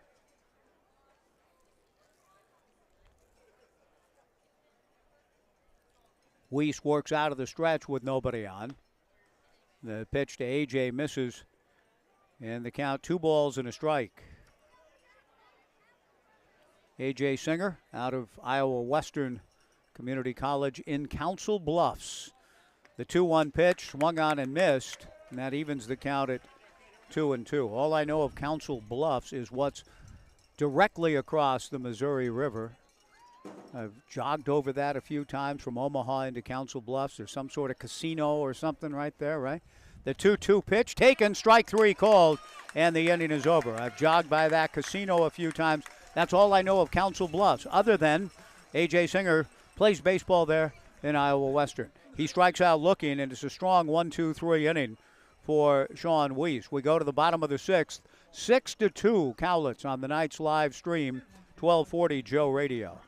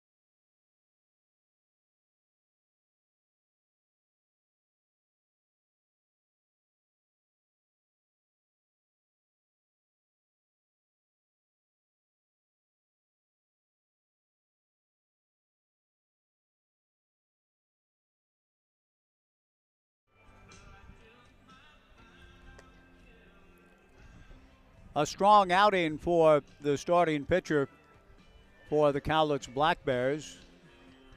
Jaron DeBerry, good pitcher at DBU this past spring. I'm hearing different things about some potential changes in the coaching staff. I don't know the story. I haven't searched it out at all, but would presume Jaron would be back. But one never knows anything. In baseball, it was said years ago, in baseball you don't know nothing.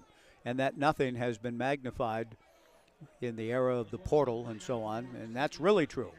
In baseball and in life, you don't know nothing. Casey or Yogi or somebody said it a long time ago, and it was true in the 40s or 50s. It's even more so now in 2023. But a good outing for DeBerry. We go to the bottom of the 6th with Cowlitz leading 6-2. And a left-hander goes to work. Kyle Etheridge out of Alta Loma, California, Northwest Nazarene in Nampa, Idaho. The first pitch missing to Levi. The 1-0 pitch is swung on and missed. 1-1 the count.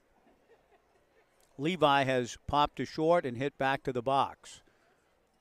Both of those at-bats against the starter, Jaron DeBerrio, has a good look at a win. Bottom of the 6th inning, 6-2 Black Bears. The pitch to Levi, missing high from Etheridge, 2-1 the count. Kyle back to the plate with a 2-1 pitch. That's high for ball 3. 3-1. Etheridge has pitched in the past in this league for the Portland Pickles. Comes to the plate, and Levi takes inside for ball 4. The Knights have so often parlayed ball 4 into something good, even something big, with apologies to Brian Keith and Dean Martin. Raquel Welch was in that too. Probably should have led with that fact. Here's Tyler Howard, who has singled to right and walked. 6-2 Cowlitz, bottom of the 6th. The first pitch to Tyler misses high and away. Ball 1, 1-0. And Etheridge, coming out of the bullpen, is already provoked by his walk and 1-0 count, a visit from the pitching coach, Justin Parrish. With the Knights hoping to find the comeback trail against Etheridge, who's making his 8th appearance. He's had pretty good numbers. He's worked 13 innings, allowed 9 hits, just 3 earned runs, and in the 13 innings, 17 strikeouts, 3 walks, a record of 1-1, an ERA of 2.07. So very few free passes and a high strikeout number per innings pitched, but a leadoff walk, a 1-0 count to Howard, and perhaps for Kyle Etheridge, that's a sign that something isn't quite right. Coach Parrish hopes to have gotten him back on track.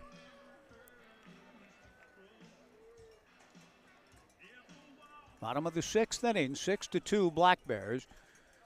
Tyler Howard walked in his last plate appearance. A throw to first base. Levi Jones steps back.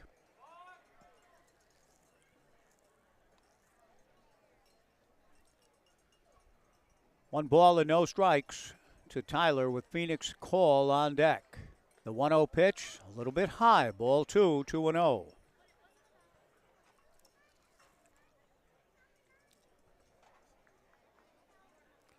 Cowlitz with 2 runs in the 4th and 3 in the 5th to open up a 6-2 lead. The 2-0 pitch catches the outside corner to Tyler, who appeared to be taking all the way. 2 balls and a strike. Phoenix Call next. Etheridge from the stretch. The left-hander back to the plate. That's in there for strike 2. So perhaps he has self-corrected. 2 balls and 2 strikes and gotten back to what he usually does, namely fill up the zone. 2 balls and 2 strikes to Tyler Howard. Levi Jones at first. He goes. The 2-2 pitch is swung on and missed. No throw. And into second base goes Levi Jones. A strikeout for Tyler Howard. A stolen base for Levi. And the batter will be Phoenix Call.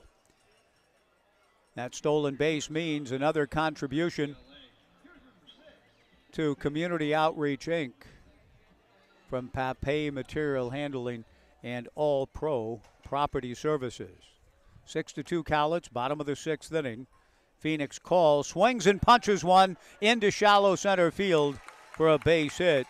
Levi Jones will stop at third, bringing the ball back in from shallow center is the right fielder Ian Riley. Into third base goes Jones. Phoenix Call with a base hit. The Knights with runners at the corners and 1 out for J.C. Ing, and a chance to chip away a bit here in the bottom of the 6th inning.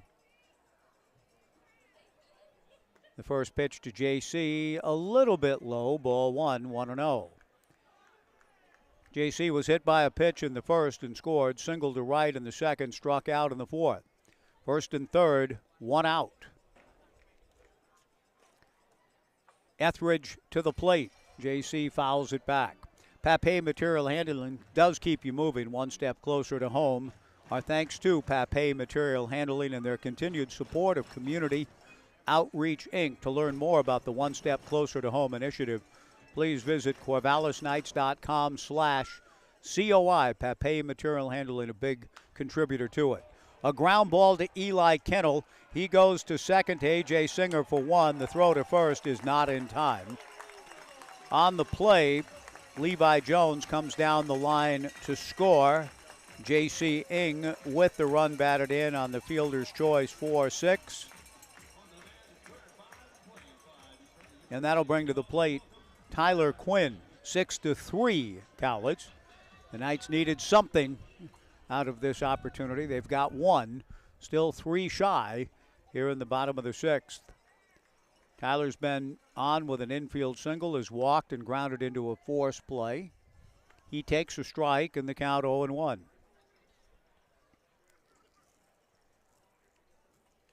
6-3 Cowlitz, bottom of the 6th inning. Hitter and pitcher now completely engulfed in the evening shadows. A throw to first. J.C. Ing back to the bag. J.C. picking up the run batted in. He goes. The pitch is high. The throw to second is not in time. And Ing with a stolen base in scoring position. So this really gives the Knights a chance if Tyler can come through with a big 2-out hit to put themselves squarely back in this one. Ing with the run batted in, his 17th, and just picked up his team leading 9th stolen base. The pitch to Tyler, he tried to check his swing, but he went around. Without recourse to help, you call that one a strike? Okay, I get it. How about the other guy earlier taking the big hack? How about that? 1 ball, 2 strikes, 2 outs. The pitch on the way to Quinn, a check swing he takes. And the count goes to 2 balls and 2 strikes with 2 outs. Boy, I'll tell you, to not ring up Chris Brown earlier, a big moment in this ball game. Quinn still up there, 2 balls and 2 strikes. Etheridge delivers down and away, ball 3, 3-2. Sam Stem on deck. J.C. Ing at second with 2 down, a run in. The Knights coveting another one, trying to draw closer. 6-3 in the bottom of the 6th. Etheridge to the plate, very high for ball 4. So, the Knights still in business here in the bottom of the 6th inning. Their RBI leader is coming to the plate in Sam Stem, who picked up his 20th earlier in the game with a sacrifice fly. Stem with that sac fly in the first pulled the Knights even at 1. Now up there with 2 on and 2 out, trailing 6-3. Etheridge delivers. Sam takes a strike and the count 0-1. Sam has since lined out and grounded out. 0 for 2 with a run batted in and anxious to get another one here. Ing at second, Quinn at first, 2 down. Stem swings and golfs one to right at Ian Riley, who makes the catch, and the inning is over. The Knights get a run, they leave 2, and at the end of 6, Cowlitz 6 and the Knights 3 on the Knights live stream and 1240 Joe Radio.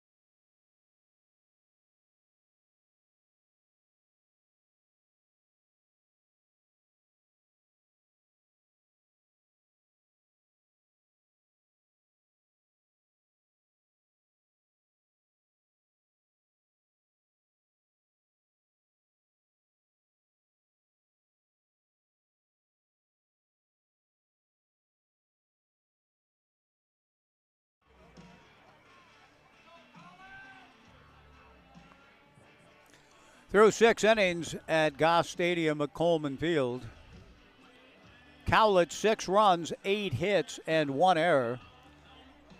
The Knights 3 runs, 7 hits, and 1 error.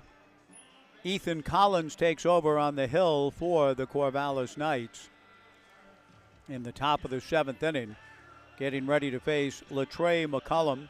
Latrey will be followed by Brandon Larson and then Grant Way.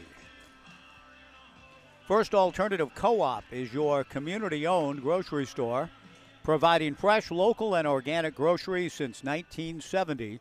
The Co-op makes it easy for you and your family to buy local and eat healthy. Be sure to stop by their deli to enjoy fresh brewed coffee, house-made pastries, a delicious salad bar, and much more. Everyone is welcome at First Alternative Co-op. Latrey McCullum steps in, takes the first pitch a little bit inside from Ethan. 1 ball and no strikes. 6-3 Cowlitz in game 2 of this series, trying to render tomorrow night's ball game a rubber match. The 1-0 pitch, sinker swung on and missed, and the count 1-1 to McCollum, who was grounded to second, flied to right, and singled home a run. Collins making his 5th appearance.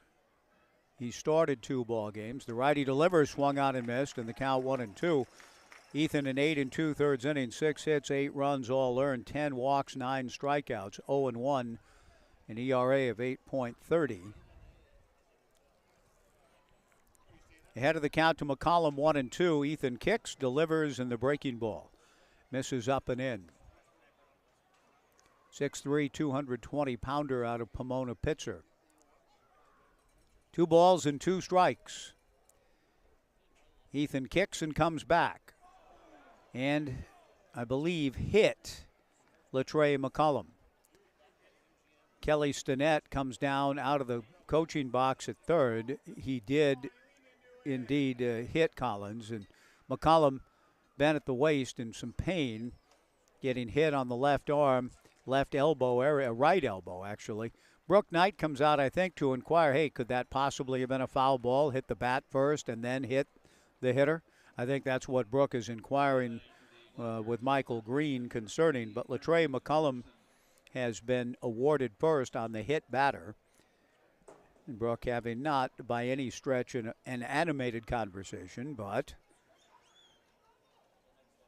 comes out to at least ask the question, is it possible that might have been a foul ball into the right elbow of McCullum? Michael Green certainly didn't see it that way. McCullum aboard. McCullum's elbow didn't see it that way either. Here's Brandon Larson. The first pitch from Ethan Collins just misses for ball 1. 1-0. McCullum, a good runner, stole 2 bases last night in the Knights' 5-1 win. He's held on by Ethan Hedges. A throw to first, a pretty good quick move by Collins, but McCullum able to get back. Latrey McCullum. Just seeing the last name makes me think of CJ, who of course is long gone out of Portland, and the word today officially, Damian Lillard has requested a trade. McCullum goes. The pitch is high. The throw to second is not in time. McCullum is in with another stolen base. Got a nice jump and a good head first slide. Gets him another bag. So that dynamic tandem that we enjoyed for several years together of CJ and Damian. CJ went a couple of years ago, and now Damian will be next. The official trade request is in, and I think the Blazers will be looking to accommodate him. The 2-0 pitch missing down and away, and that indeed is the end of an era in which one of the more popular and talented and great Blazers of all time apparently will be moving on. There's some sadness connected with that, to be sure. 3-0 to Larson. Ethan Collins delivers a strike, and the count 3-1. Latrey McCullum at second base after getting hit by the pitch, picking up another steal. 7 for 8 now in the season. The 3-1 pitch on the way. Larson lifts one foul into the upper grandstand to the left above the Jack Riley concourse.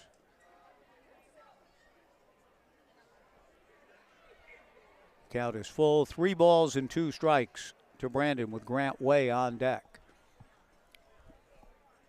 Collins comes set. McCollum is going to third. The 3-2 pitch is outside. The throw to third, not in time. McCollum is in under that too. Ball 4 at the same time to Larson. And Cowlitz seeking to take full command. They're up 6-3 in the 7th and have runners at the corners and nobody out for Grant Way. McCollum with 2 more stolen bases against the Knights tonight. 2 last night, 2 tonight. And he stole it on Ethan Collins. The Knights they were not as perspicacious as they needed to be in keeping an eye on McCollum and his lead. The first pitch to Grant Way is in the turf, and this will lead to some activity in the bullpen. And as I went through the numbers for Collins, you can see that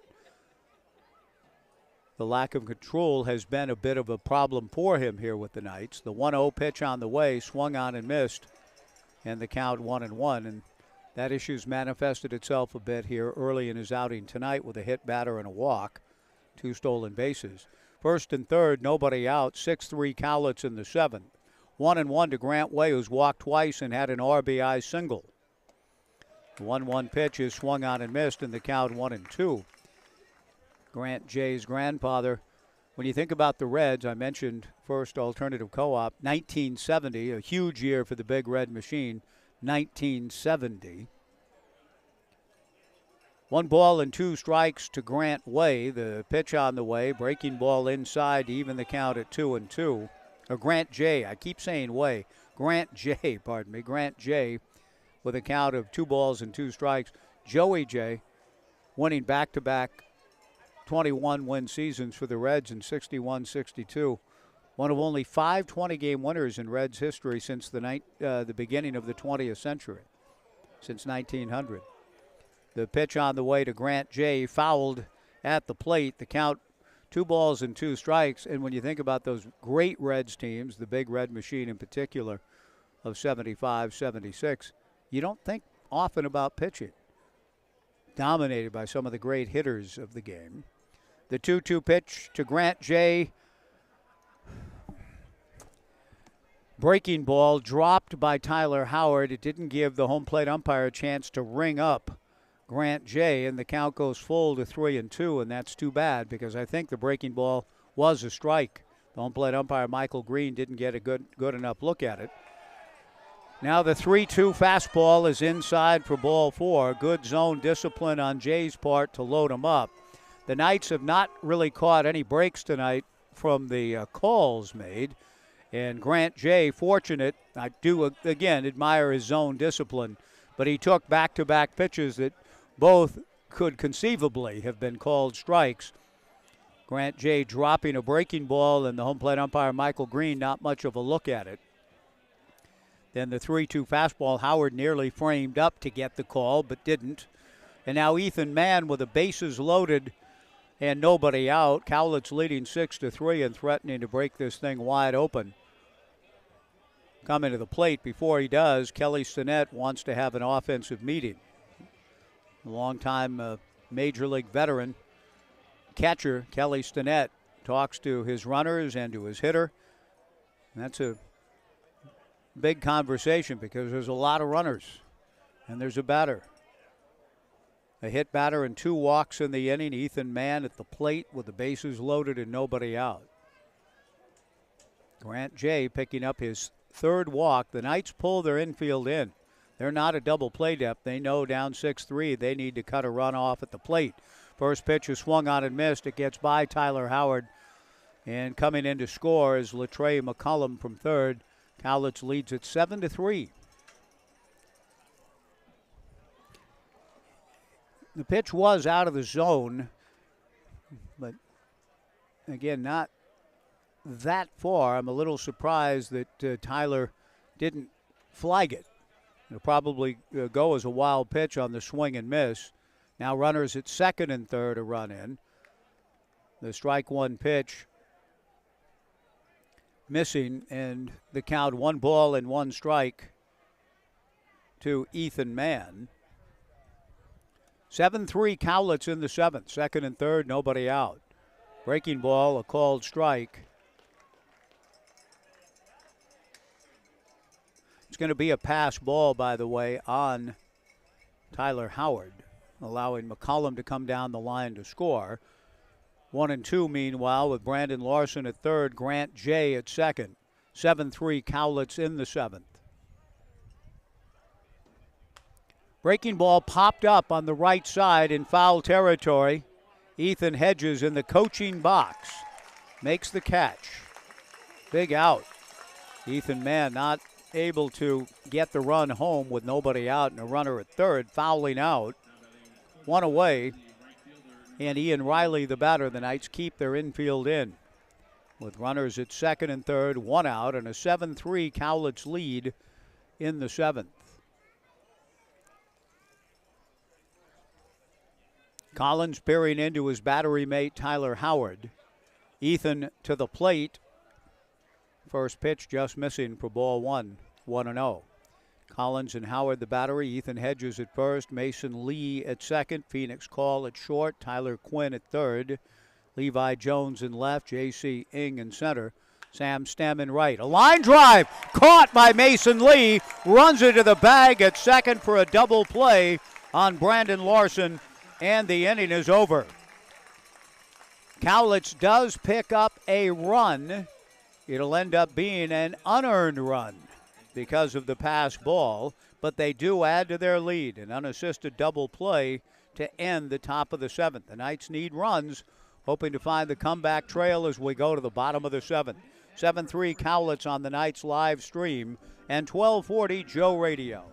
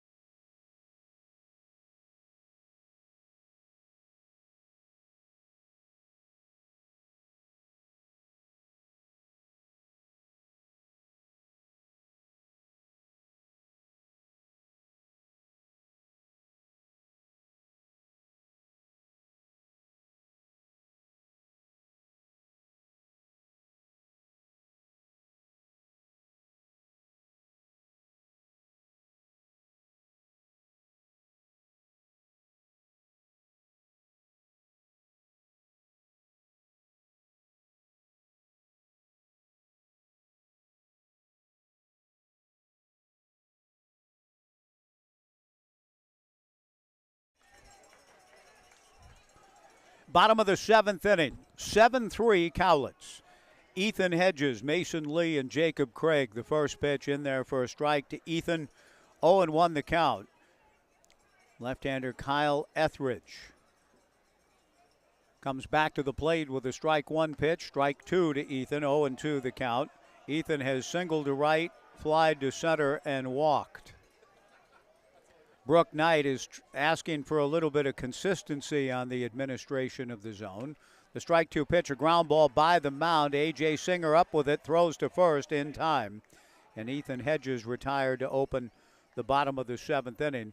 With the Knights down 7-3, Mason Lee to the plate is grounded into a double play, had an infield single, and struck out. On that Joey J, Grant J connection, Joey the grandfather, back-to-back 20-win seasons. I have a difficult time even thinking. There's only been 5 20-game winners for the Reds since 1900. The first pitch to Mason Lee is low. That's not many. And it's hard for me to even think of who the candidates would be other than Joey J. Who are the other 4? I mean, when you think of the Reds, you don't think pitching in the great teams. 75, 76. Do you? The 1-0 pitch, a strike, and the count 2-1. Or 1-1, pardon me. But yeah, Don Gullett, Jack Billingham. The 1-1 pitch down and away. Sammy Ellis, maybe? Did he win 20 for the Cubs? I don't know. I have a hard time even thinking of a Reds 20-game winner. Mike Leake in the more modern era. Did Tom Seaver ever do a ground ball fielded by Singer? Tries to get the ball out of the webbing of his glove and is not able to, and Mason Lee is aboard on an infield single deep up the middle. A.J. Singer to his left tried to make what would have been a spectacular play. Even if he got a handle on the baseball, I don't think his throw would have gotten Lee. So, a base hit for Lee. The Knights trail 7-3, or even in the hit column at 8. Jacob Craig, the batter, against the left-hander Kyle Etheridge. Jacob takes a strike in the count 0-1. Jacob is grounded to third and struck out in his last 2 at-bats. Looking for a big base hit here as the Knights trying to hang in the bottom of the 7th. Swings and misses in the count 0-2. The unassisted double play ball, keeping the Knights' hopes alive to end the top of the inning. Now the strike 2 pitch, Jacob punches it foul, staying alive, fouling it into the netting above the Cowlitz dugout. 0-2 the count. 20-game winners with the Reds. That's a pretty good trivia question because they're hard to think of. The strike 2 pitch, off speed, swung on and missed. Jacob has fanned thrice, 2 down, and Levi Jones, the batter, with the Knights down 7-3. Most other organizations, 20-game winners pop into mind more readily when you just think about the long history, and certainly the Cincinnati Reds, the oldest Major League Baseball team in existence. And maybe before 1900, they had a bunch of them. The pitch on the way to Levi Jones, foul back. But Joey J became just the 5th 20-game winner in the 20th century. And I'm not sure if they had one in the 21st. 0-1 the count to Levi. 7-3 Cowlitz in the 7th. Out of the stretch works Kyle Etheridge. Breaking ball, Levi pokes it into center field. Base hit. Sam Canton plays it on a couple of hops. Mason Lee into second. Levi Jones with a nice balanced swing, taking it back up the middle off the left-hander, Kyle Etheridge. Tyler Howard, the batter. Tyler has singled to right, walked, and struck out. Bottom of the 7th, the Knights trailing 7-3, and it feels as though their chances of coming back in this ballgame hinge on getting something out of this opportunity. First pitch to Tyler, a knee-high strike. 0-1 the count. Lee at second, Jones at first, 2 down. The strike 1 pitch inside from the southpaw, Kyle Etheridge. 1-1 to Tyler Howard. Bottom of the 7th. Cowlitz with 2 in the 4th and 3 in the 5th. A 7-3 lead in the 7th. The pitch to Tyler out in front, fouls it straight back. 1-2 the count.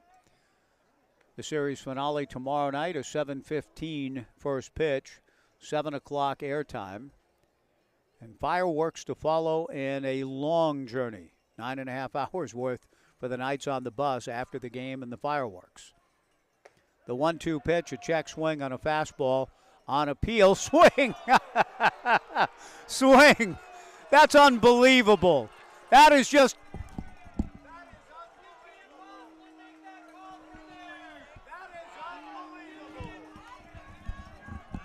Strike 3 on the check swing. That is absolutely horrendous based on the Chris Brown precedent earlier. That is horrendous for Isaac McAllister to ring up Tyler Howard on that. I mean, it's flat out brutal. The Knights are gone in the 7th. At the end of 7, it remains Cowlitz 7 and the Knights 3 on the Knights live stream and 1240 Joe Radio.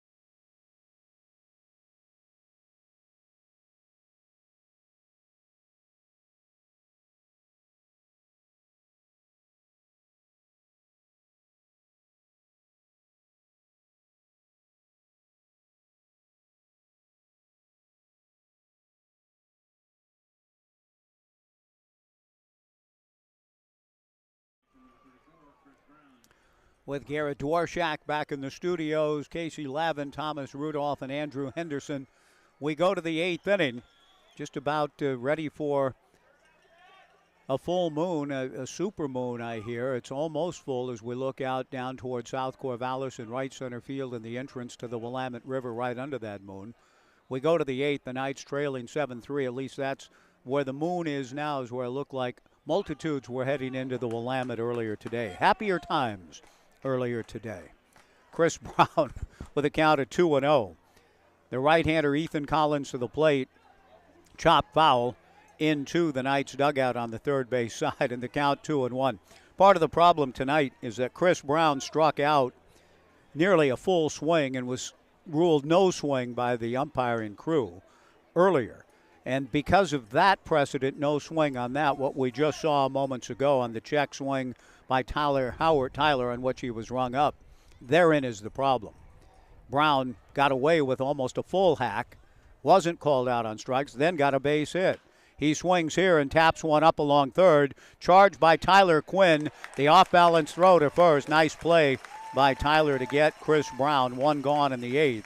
And Eli Kennel, the batter. Brook Knight spent the entire half inning working the home plate umpire Michael Green and started to make his way out towards Isaac McAllister, who rung Howard up. And again, that's the inexplicable part of it. Not that it was because of the two check swing calls. Those are tough calls, I understand that. But Brown was clearly far deeper into his swing and was ruled no swing earlier than what we just saw Tyler Howard perform. The 1-0 pitch to Eli Kennel, swung on and fouled at the plate, and the count 1-1. And the score, 7-3, Cowlitz, rendering Brooks' mood. He's a little grumpier, and so are the fans, even on this gorgeous Saturday night in the Mid-Valley. The 1-1 pitch from Collins, a line drive right at Tyler Quinn, who makes the catch. Perfectly positioned, 2 down. Tyler Quinn and an assist and a putout here in the top of the 8th, and Sam Canton, the batter. Sam is grounded to first, flied to center, had an infield single, and struck out. 7-3, Cowlitz. The Black Bears have played an excellent game. I mean, if the Knights don't come back and win, it's not because of the work of the two umpires, but it has not helped. First pitch in there for a strike. 0-1 the count to Sam Canton. Collins delivers. Canton chops it foul at the plate, and the count 0-2. Cowlitz trying to get this series even, and they're 6 outs away from doing so and end the Knights' winning streak at 6 games. The Knights and Cowlitz tomorrow night at 7:15, a 7 o'clock airtime. The strike 2 pitch on the way. Dang, that hurts. Sam Canton hit by a pitch on an 0-2 count. And the batter will be A.J. Singer. And it probably didn't feel particularly good for Canton when I say it hurts. But also with the 0-2 count, you just feel like you're in control. You have the hitter by the neck, and you give it up. And Ethan last inning, a hit batter and 2 walks. The run ended up being unearned to his credit. And now he's going to try to fight through and get the final out here in the 8th. He misses down and away to A.J. Ball 1. 1 ball and no strikes to A.J. Singer, top of the 8th. Cowlitz in command of this one, 7-3. The 1-0 pitch, a fly ball to right center field, a long run for J.C. Ing. J.C. gets there to make the catch to retire the side. Nice read, nice play. We go to the bottom of the 8th inning. Cowlitz will be bringing in a right-hander as they try to close in on a series evening victory tonight here at Goss. At the end of 7.5, Cowlitz 7, the Knights 3 on the Knights live stream and 1240 Joe Radio.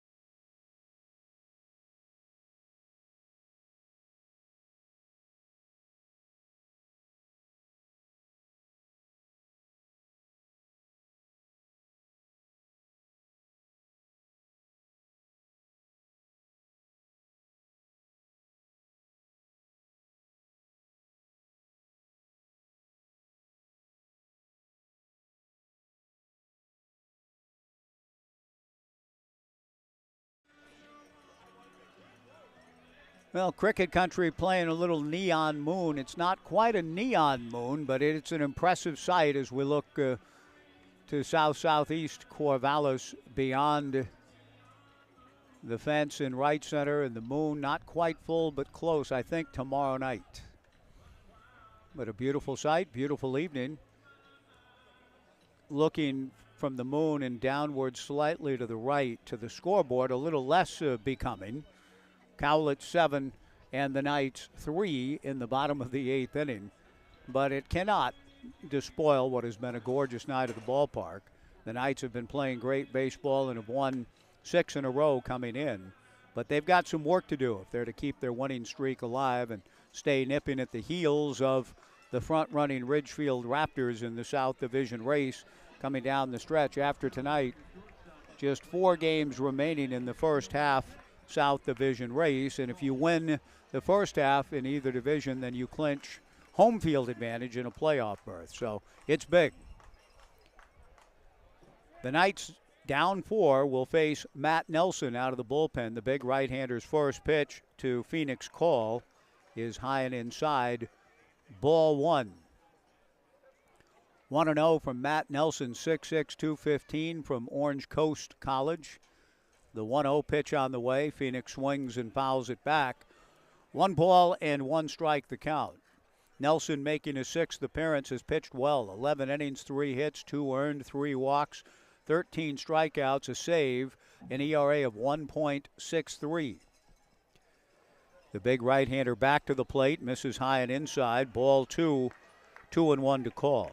Phoenix Call, J.C. Ing and Tyler Quinn in the bottom of the 8th. 7-3 Cowlitz. Nelson, the 6'6" righty, delivers. Phoenix swings and misses. 2-2 the count. Phoenix is 2 for 3 with a strikeout. Trying to be a catalyst for a comeback for the Knights here in the 8th. The 2-2 pitch, breaking ball, a check swing pop-up on the right side. Eli Kennel is right there to make the catch. 1 away, and J.C. Ing to the plate. J.C. hit by a pitch and scored a run back in the first inning. Has since singled to right, struck out, had an RBI and a fielder's choice, has a stolen base. Cricket Country 99.9 KRKT providing some walk-up songs and in-between inning songs on this Cricket Country 99.9 KRKT and Peterson Truck Night at the ballpark, giving away the cowbells, which haven't had as much action. Yes, I think the cowbells we're looking forward to. The 1-0 pitch missing to J.C. Ing, ball 2, 2-0. We were treated to the full Saturday Night Live skit before the game up on the big video board. Christopher Walken, Will Ferrell and company. The 2-0 pitch, a strike, got to have more cowbell. And the bells have been pretty quiet since the Knights' run in the second. 2 balls and a strike to J.C. Ing, 7-3 Cowlitz in the 8th. The 2-1 pitch off the mitt of Grant J. to the backstop. 3-1 the count to J.C.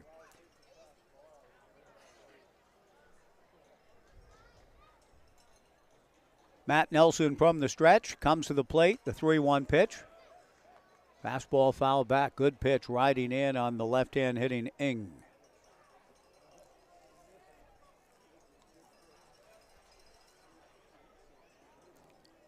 Matt Nelson again ready. The third pitcher of the night delivers, sliced foul down the left field line, heading towards the TNT Builders party deck. The count remains 3 balls and 2 strikes to the Knights' leadoff hitter. Nelson's 3-2 pitch, fastball taken, strike 3 called. Nice pitch by Matt Nelson, 2 down, and Tyler Quinn will come to the plate. Nelson living up to the good numbers that he has manifested for the Black Bears so far this summer. 2 outs, nobody on. Tyler Quinn has been on an infield single, walked, grounded to short, and walked again. Nelson from the stretch. Matt delivers. Quinn, a line drive, base hit into center field. Sam Canton gets the ball back in. A nice swing by Tyler. The Knights' 10th hit. They've out-hit Cowlitz 10-8, but trail 7-4. Sam Stem, the batter. Brooke Knight going through the signs at first. Or at third base, I should say. Ed Nags coaching at first. Tyler Quinn, a good runner. Gets his lead, putting on the protective mitten. Sam takes outside, ball 1, 1-0.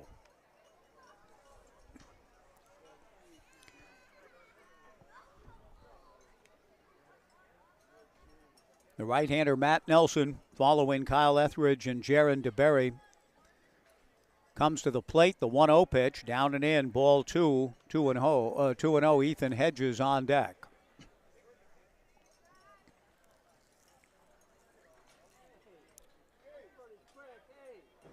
Cowlitz in front, 7-3. The 2-0 pitch on the way, a fly ball to left field. McCollum started back. Now he finds it, moves in, and catches it, and the inning is over. So the Knights are gone in the 8th. No runs, a hit, a man left at the end of 8. Cowlitz 7, the Knights 3 on the Knights live stream and 1240 Joe Radio.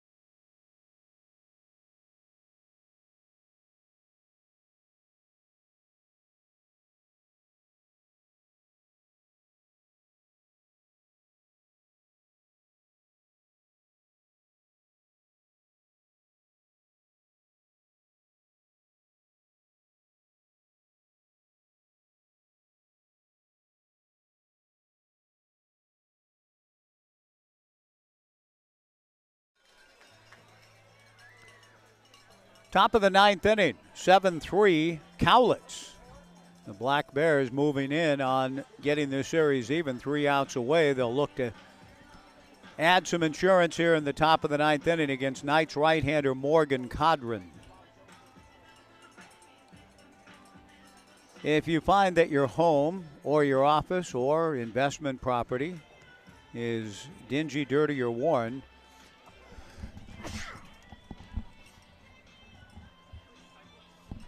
we encourage you to call All Pro Property Services because they've helped thousands of people get the best out of their properties, from investment renovations, facility services, housekeeping, and move-out cleans. All Pro Property Services has the bases covered. Visit allproproperty.net for more information. Top of the 9th inning, Latrey McCullum, Brandon Larson, and Grant Jay, the scheduled hitters.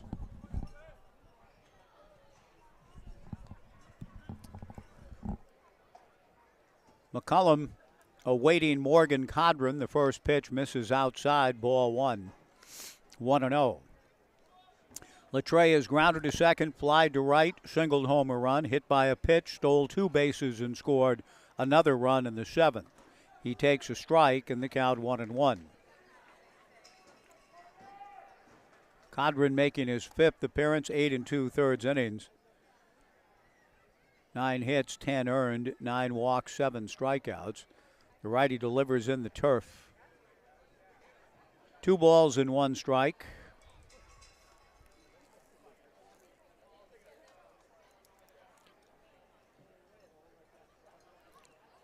7:15 tomorrow night for the series finale with fireworks to follow, presented by Oregon State Credit Union.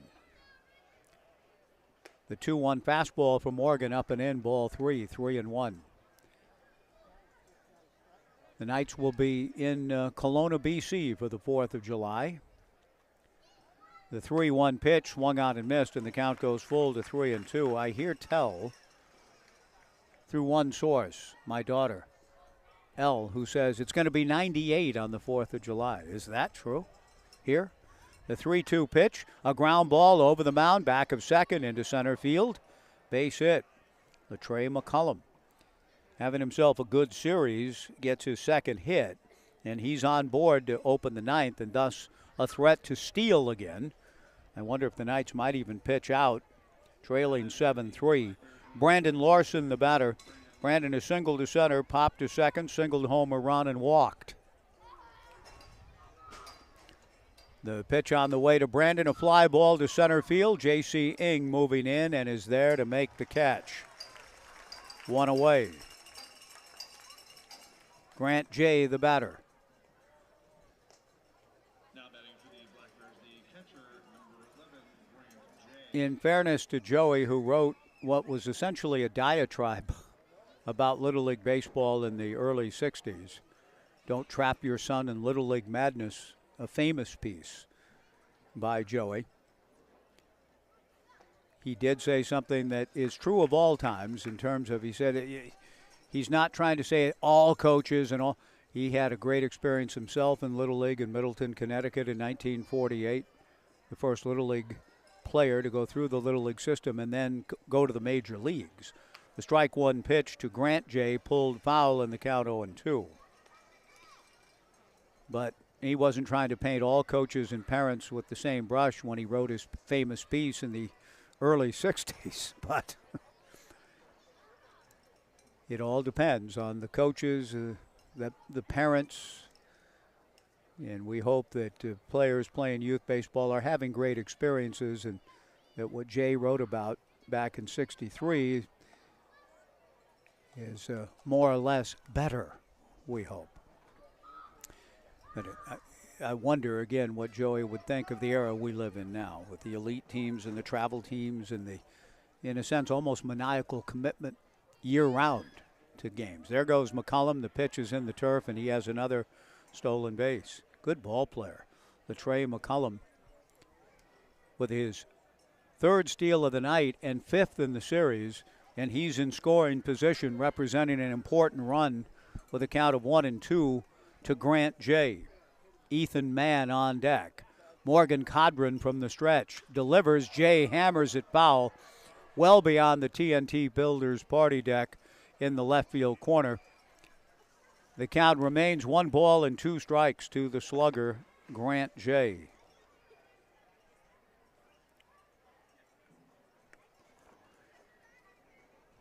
Ethan Mann on deck, 0 for 8, has struck out 4 times, so he's a hungry hitter. Grant Jay trying to get McCollum home from second and pad the Cowlitz lead. It's 7-3 in the 9th. Breaking ball up and in, ball 2, 2-2.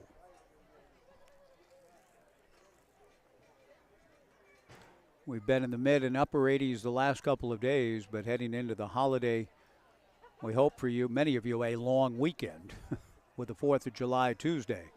Looking for mid to upper 90s as we go into Independence Day.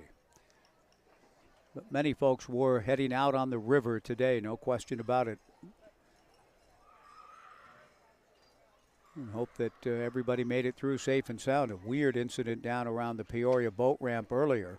The 2-2 pitch to Jay, high and inside, ball 3. Jay has walked 3 times and had a base hit, and once again he's shown excellent discipline. From 0-2 to 3-2. The third time he's done that this evening. The 3-2 pitch on the way, a high pop-up. That's a major league pop-up. On the left side, Phoenix Call camps under it, waiting a long time for that one to come down. Makes the catch. 2 down. And Ethan Mann, as I mentioned, 0 for 8 with 4 punch-outs. So a guy that had an outstanding spring has trying to shake himself a little bit here in Corvallis, come up with a clutch 2-out hit and add to his team's lead. 7-3 in the ninth. A light aircraft, apparently there was a crash down near the Peoria boat ramp in the Willamette River earlier today. I haven't seen any more details other than that. No injuries reported, and not much else reported other than an aircraft went into the river near the Peoria boat ramp at about 7 o'clock this morning. The 1-0 pitch to Ethan Mann inside for ball 2, 2-0. That came across my Corvallis Gazette Times feed earlier today, and I've not had a chance during the game tonight to read if there's been any more detail on it, but bizarre incident. Beautiful part of the world, Peoria Road and the Peoria boat ramp. The 2-0 pitch, a strike, and the count 2-1 to Ethan Mann. But just thinking about that and thinking of all the multitudes on the river, the last thing you would want to see is an aircraft joining you on the river. 7-3 Cowlitz in the ninth. The 2-1 pitch, a ground ball, fair, it's called, back of third. The throw to first by Tyler Quinn, a sensational play for the out, and the inning is over. A tremendous play by Tyler Quinn to get to the ball and retire the side. And if this call gets overturned, Brooke Knight should get himself run tonight. And he's out. The home plate umpire and the base umpire on the same page. Had they ruled the runner safe, Brooke Knight might have run into the Willamette River after getting run. Great play by Tyler Quinn. There's no way that call can be overturned. The fact that it was called a fair ball was interesting in itself. Tyler Quinn did not give up on it, got to it in foul territory, made a one-hop throw across to get Ethan Mann. Sensational play by Tyler Quinn. The Knights need 4 as we go to the bottom of the ninth. 7-3 Cowlitz on the Knights live stream and 1240 Joe Radio.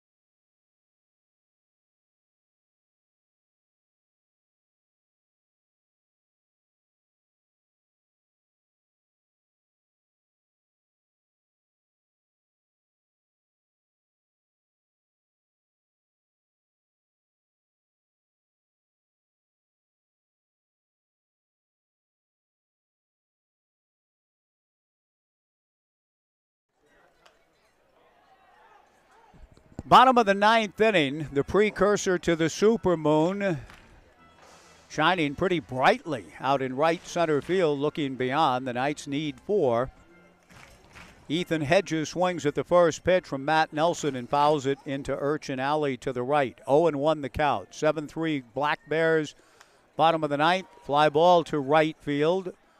And right there to make the catch is Ian Riley. And the Knights are down to their final 2 outs.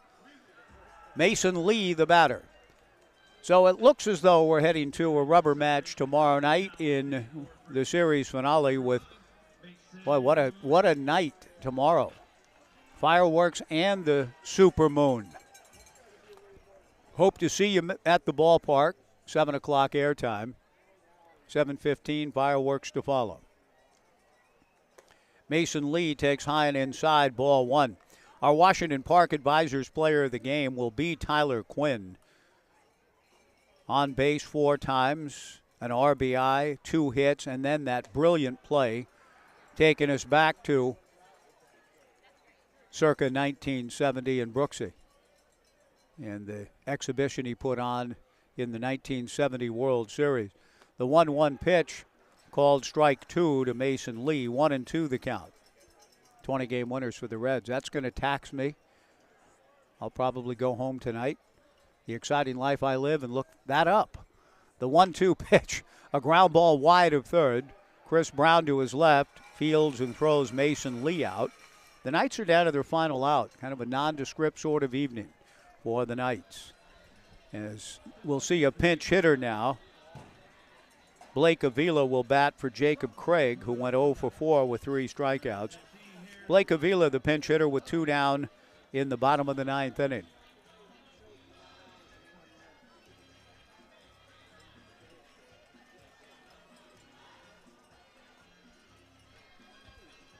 Avila, the pinch hitter, here in the bottom of the 9th. The Knights down to their final out, trailing 7-3 in again, a very unusual sort of night for the Knights in their own ballpark. They have won 6 straight. They've been doing a tremendous job. But it looks as though they will fall with the loss tonight to 15-8 and continue to chase Ridgefield coming down the stretch. 4 games remaining in the South Division first half race. Blake Avila takes outside, ball 1, 1-0. 2 outs, nobody on, bottom of the 9th. 7-3 Cowlitz trying to get the series even and an out away from doing so.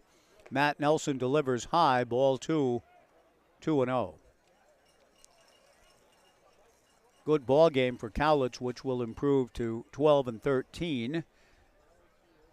The pitch on the way, a strike, and the count 2-1 to Avila.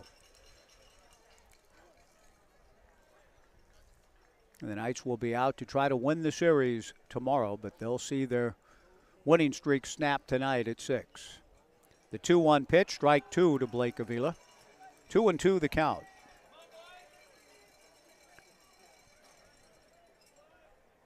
Blake out of the box for a moment, pinch hitting for Jacob Craig. The 2-2 pitch to Blake bounces up there. Blake's had a good summer. The Knights' leading hitter at .333 through 18 games. The leader in homers with 2, 11 runs batted in. Has drawn 13 walks. Been hit 6 times as well. 3-2 the count with 2 down. Nelson delivers, swung on and missed, strike 3, and the ball game is over. The Knights had some life early and the cowbells ringing early with a run in the first and a run in the second at a 2-1 lead, but some tough breaks in the fourth. Cowlitz took advantage of a misplayed fly ball and a questionable call and a check swing and took the lead then and then added on to it and went on to win comfortably 7-3 here at Goss Stadium at Coleman Field. 7 runs, 9 hits and an error for Cowlitz, 3 runs, 10 hits and an error for the Knights. That's going to do it for tonight in Game 2 as Cowlitz pulls even in the series, setting up a rubber match tomorrow night on Oregon State Credit Union Fireworks Night. We'll be on the air at 7 o'clock. And again, our thanks to Peterson Trucks this evening for their sponsorship, along with Cricket Country, KRKT 99.9 for Cowbell Night. Now, the cowbells were given away tonight. You're allowed to bring them back into future night's games, so we hope that they'll be ringing a little bit more often tomorrow as the Knights and Black Bears settle the series. Again, our final score, Cowlitz 7 and the Corvallis Knights 3. Happy Super Moon Night tomorrow night in advance, and we'll see you tomorrow at 7 o'clock, our pregame show. The Knights and Cowlitz to settle the series with a big fireworks extravaganza to follow. For Casey, Andrew, Thomas, and Garrett Dworshak, this is Mike Parker thanking you for joining us. Again, our final score, Cowlitz 7 and the Knights 3. See you tomorrow night at 7 right back here on 1240 Joe Radio. So long, everybody.